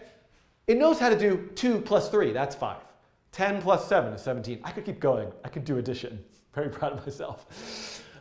It also knows how to do plus with strings. Rain plus bow is rainbow, but it doesn't know how to do plus with vectors. And some programming environments allow you to overload, the term is overload an operator and tell the programming environment how to do it with a plus sign, how it works. But p5 doesn't have, JavaScript doesn't have that. There's ways around that, but so easily. So the way that I need to add a step to pos is by looking at the p5 vector documentation, and you'll notice there's a function called add. So I could just say pos.add step. So once I say this is a function add that's part of the vector library, I want to add the step vector to pos. Okay, and now I'm going to hit refresh, and we can see, there we go. Now, this is actually doing something quite different than the previous video because it's using floating point math, and if I look at where the pos is right now, you can see that it's at this number. Now, one thing to note is that there are no actual, there's no like 213.84 pixel. So when you say to draw at that number, the browser, the operating system is going to sort of figure out what to do. Sometimes it just like takes off the decimal place. Sometimes it does some kind of what's called sub-pixel rendering by kind of using some alpha values to make it like the illusion of it in between pixels. But we don't really need to worry about that too much. You can see the quality of what we're getting is essentially the same. And now what I want to do is add the idea of a Lévy flight to it. So at some point I would love to discuss a variety of ways that we could control the probability of the step size. Right now, ask yourself, what is the step size? What is the step size? You can pause the video to try to answer it. The step size right now, which I mentioned a few times, is actually 1. So random2d gives you by definition what's called a unit vector, meaning the length of that vector is 1. But I could always change that length. I could say step.multiply by 5. That takes the vector and scales it up times 5, makes it 5 times as long. And if I do that, you'll see, whoa, did I not hit save? I did not hit save. Now you'll see, look what's happening there. Oh, I've definitely got something I've got to fix with this, I just noticed. You can see that the step size is bigger and the dots are further apart. So incidentally, let's fix this issue right now. I want to see a line from one spot to another now that the steps are so big. When it was only 1, the points would always appear next to each other. So to do that, I want a variable called previous, and I'm going to say previous equals pos.copy. So this is kind of an interesting thing. Because these are objects, they have the vector object has built into itself, not all objects have this, a function called copy, which creates a copy of it. I don't want to say previous equals pos, because that way if I change pos, previous changes, they're actually pointing to the same data. I want to make a copy. So I want pos and previous to both be a copy at the same spot. And then what I want to do is draw a line between pos.x, pos.y, and previous.x, previous.y. Then, before I change the step, before I add step to pos, once again, I want to say previous equals pos.copy. Now, this is actually kind of a bad idea. Probably doesn't matter, but I'm sort of unnecessarily creating new objects over and over again. So in this case, I think what I actually want to do is say previous.set pos. And I think what that will do is just say set the values of previous to pos. The reason why I couldn't do that up here is because previous didn't exist yet. So copy makes a new vector, and the set function just takes an existing vector and kind of copies the values over into it. I think this will work. So let's see now what we get. We can see now it's connected with a line. I guess I have an alpha in here that I didn't notice. Let's take that out. So you can see it's connected with a line, and I could just change the step size now to like 25. And we could see, look, a random walk is making really big steps now, 25 steps. And then I could say, hey, what if I make this a random value, a random step between 1 and 25? Now what you'll see is the step size is actually random. So in order to complete the Lévy flight, what I need to do, I need to have a probability of, I need to have it be most likely that it's going to take a small step, but every once in a while take a big step. And I'm going to do that in a kind of quick and dirty way, which is just to say, let me pick a random number. Var r equals random 100. So this is a nice way, and you don't have to use a range from 0 to 100, but this is a nice way to implement probability in your code. What if I want there to be a 5% chance of something happening? Well, if I pick a number between 0 and 100, that number is going to be less than 5% of the time. I could have done this by saying random 1 and say 0.05. But just for readability right now, I'm going to say random 100. So let's just say there's a 5% chance of taking a step that is actually 25 pixels. So it's always going to make a vector that is one step. And this, by the way, is making a new vector every frame, but big deal. That's a unit vector, but 5% of the time it's going to go 25. So let's look at this, and we can see we've now got this Lévy flight. Now 5% is actually kind of often, you can see, and 25 pixels is maybe not that long. So maybe what I'm going to do is actually make that step randomly between 25 and 100, and I'm actually going to make it just 1% of the time. And so now we're going to see, and maybe what I actually want to do is always make the step size. And by the way, there's a function called setMag. So what might set magnitude, because right now, because its unit vector is 1, if I multiply by 10, I get its magnitude of 10, because 1 times 10 is 10. But if its magnitude was like 15, and then I wanted it to be 10, I would have to divide it by 15 and then multiply by 10. So there's actually a function called setMag, which set the magnitude, which I can do. I'm going to just set it to 2, so its native sizes are a little bit bigger. And now you can see we've got the Lévy flight, the Lévy flight. So this is one variation. What kind of ideas could you have in terms of color and design, or adding a narrative to this that you might explore, or changing the probabilities? Now, there we go. Oh, there we go. So now you can see these like large steps. And so explore this, play with it. If you make something with it, the code from this video will be linked in the description. If you make something with it, share it with me on Twitter @Schiffman, or share it in the comments. And I try to at least read and go through all the comments. Generally once a day, I'm kind of like checking them and reading them and enjoying them. So thanks for tuning in to this second random walk Lévy flight video. Okay. Alka writes in the chat, in processing use pvector.normalize and then pvector.molt.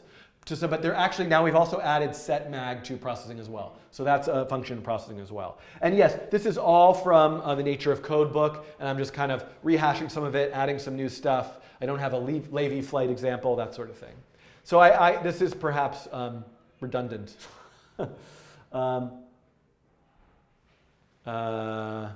I think it's in the docs, but I'll look. If it's missing, let me know. We should add that. Oh, and I didn't do anything to constrain it to the window. So, so that is definitely an issue. I'm sorry, 89 Rafa. Everything is 42, right? The step size should be 42. Okay, it is, okay, so Dopa in the chat asks, explain setMag more. And so so set magnitude, let me come over to the, I do believe I have this in a video tutorial somewhere else, but the way that set magnitude works, so if this is a vector and its length is 3, if in this vector is known as v, if I say v.setMag, then on that vector instantly, and I say setMag 10, it will then give it a length of 10. This is different than saying v.multiply by 10, because if I did that, then multiplying this by 10 will give it a length of 30. 3 times that, because it takes 3 times 10, whereas this just makes the length instantly 10. Now the reason why, if the length of this is 1, if the length of v is 1, setMag and multiply will do the same thing. Because when you scale it up by a factor of 10, its magnitude is 10, if the original magnitude is 1. So hopefully that helps explain that. All right, it is 1:04. I'm thrilled that the stream never crashed. I'm going to just check the Slack chat. Can I zoom in for a nice thumbnail? Yes. So let me do that, and I don't know, make some funny expressions. This doesn't look good probably in a thumbnail. You know, I don't know, Lévy flight. Okay, that's probably good enough. I didn't hit 200K, did I? Oh crap, if I hit 200K. No, I didn't, okay, because I said I was going to stay. So I'm very close to 200K. Well, I will come back and I will read all of the random numbers on page 200 of this book. I kind of want to know how long that takes, because the actual number of pages is 400 pages. So if it takes me a minute to read a page, 400 minutes would be a lot of hours. Probably takes me 5 minutes. It probably would take me all day to read all 1 million numbers. But I did say, I have this idea that if I ever get to 1 million subscribers, I would do a dramatic reading all day long. Maybe I could have people come in and out, guest appearances, so I could take a break of all 1 million numbers from this book, which I'm sure everybody would love to watch. So, internet, if you want to see somebody read 1 million random digits in a live stream, then subscribe. Okay. Any other last important questions? I guess I'll do my quick, I don't know how many people are watching right now. I will do my, actually, you know what I should just do is make Alexa. I should get one of those Alexas and just have Alexa read all the numbers, audiobook version. I'm going to go to thecodingtrain.com. If you are interested, look, this is me right now doing a live stream. Oh no, that's, yeah, I don't know, who knows. This is, please subscribe. If you like what I do, no obligation, of course. I'm always going to make these videos open. You can become a patron on Patreon, which is crowdfunding, and join the Slack channel. I don't know. So one thing I really want to do, you can sign up for email alerts, which I sent out one this morning. One thing I really want to do, 620, have lost people. Okay, that's fine. One thing I want to do is have a regular schedule of live streams, because I noticed, you know, it's sort of what I do is it's like, I have trouble doing this because the week is busy, and if I set a time, I get stressed out whether it's going to work. I like to just kind of do it when I can. But I do think it would be helpful to the community and the audience to do this regularly. And so one time I'm thinking of is actually this time slot, which would be Fridays Eastern time between like 10 and 1. And then maybe sometimes I would do extra ones here and there. So that's kind of something I'm thinking about. I don't know how best to determine. Maybe in the Slack channel I'll discuss if there's better or worse times. But morning seems to work pretty well because I know there's a lot of, it works for East Coast and there's a lot of Europe. And then if you're 12 hours away in maybe India or something, at least it's not the middle of the night for you, it's the evening. So that's what I'm sort of thinking might work as a good time. Okay, thanks everyone for tuning in. And this live stream seemed to work actually on the Wi-Fi. I got to check my email to see if the Ethernet came in, but maybe by next time it will. And that's all. Thanks for watching. Thanks for being here. I hope you enjoyed the video. I have not done, Yardi in the chat asks, I have about doing processing in Eclipse yet, and it's on my list, and I hopefully will get to it. I don't know. I'm gonna have to see how much. We'll see what I get to next week. You can send me your requests on Twitter or to the Rainbow Topics repository and all that sort of stuff. So thanks again for tuning in, and hello to Germany, and I'll see you in a future live stream. I think this is probably going to get really annoying after a while, but I kind of like it. Okay, I am going to sign off now. I will play you out with my signing off music. I'm always looking for music that I can... by the way, there's a great podcast. That's a friend of mine who actually composed the Coding Rainbow song, who's working on a new Coding Train song. Adam Blau. I'm going to plug his podcast because I was listening to it, and it's called Rarefied Air. So this podcast on iTunes called Rarefied Air, Adam Blau goes and plays music from sound libraries for like 1970s and 80s US television and film, or mostly television shows, and there's lots of real great, goofy, interesting music, and he talks a bit about the backgrounds of the music. And I was thinking that you have to license it, but it's probably pretty reasonable that I might try to pull some music from there for some live streams and stuff. So anyway, plug Adam Blau on Twitter. Check out Rarefied Air. Thanks, Adam, for all of your work on composing music for the Coding Train. And I'll see you guys soon. Oh, I was going to play the music out. This is so silly. Now, okay, here's my goodbye music. So the music was, because it's, there we go.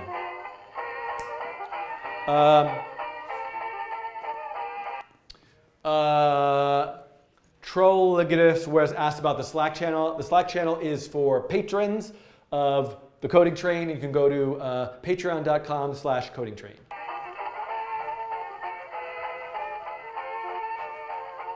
I don't know if that podcast is available for other than iOS. I just Google searched and that's what I found. But I'm sure if you tweet at Adam Blau, I can't imagine it's not on SoundCloud or Google Play or TuneIn or something like that.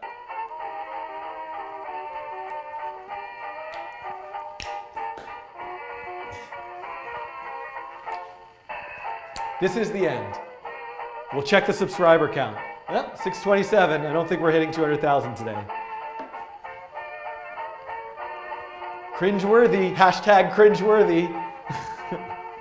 That's the hashtag for today's episode on Twitter you can use. I don't know. Just go already. I'm just saying, you can turn it off, right?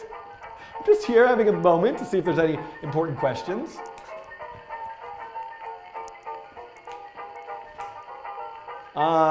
I don't have a JS template engine that I use, no. Embrace the cringe, yes.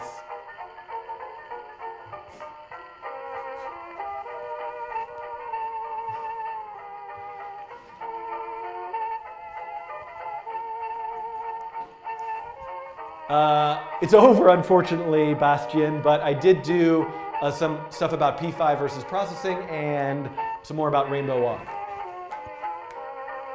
No, I can't turn it off. Please look at discord.js. p5 and OpenCV. I don't believe there's a JavaScript implementation of OpenCV, but there are a bunch of JavaScript computer vision libraries. One that I've seen used effectively is tracking.js. And there's some face detection ones. CLM tracker is good. You can take a look at those, and if you kind of Google those in p5, you'll probably find examples. I don't have a video on how to full screen a project on processing, but just look at the function full screen in the reference. It does it for you automatically, and that's new, part of processing 3.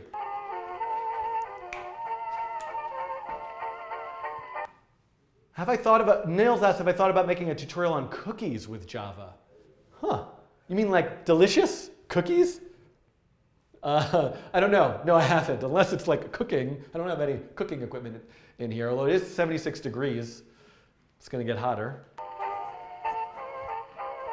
I don't really know Python that well. I would like to have a guest come do some Python tutorials, as Dopa Akil asked in the chat. But I might do some Python stuff as I get into some of these machine learning tutorials that I hope to do soon.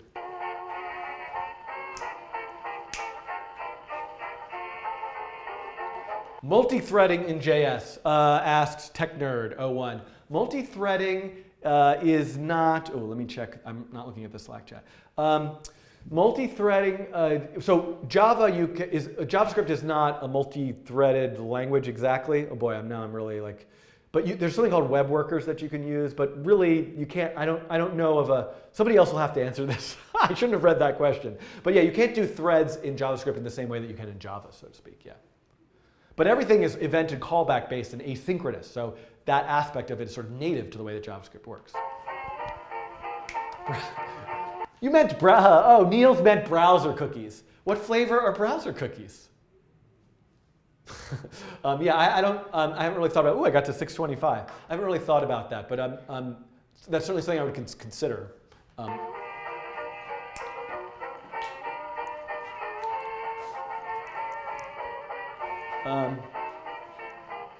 50 seconds left in the song, by the way. Yes, I will make some neural network tutorials soon. It's on my list.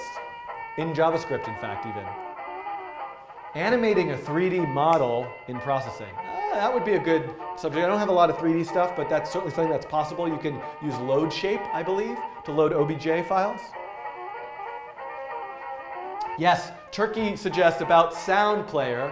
Why not do a coding challenge that uses Node to communicate with your device to play sounds? This is a very good idea. To me, I'm kind of on a train, so to speak, of other stuff, but that is a really good idea. Yeah, I think I probably lost, look, if I do this, how many subscribers do I lose?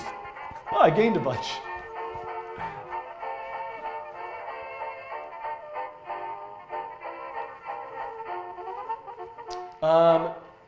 I would like to do some mobile tutorials with P5, and maybe I will get to that at some point. It's a great topic. There's only so much content, only so much you can do once per week. But yes, that's a great suggestion. Oh, okay, goodbye. Leaving the station.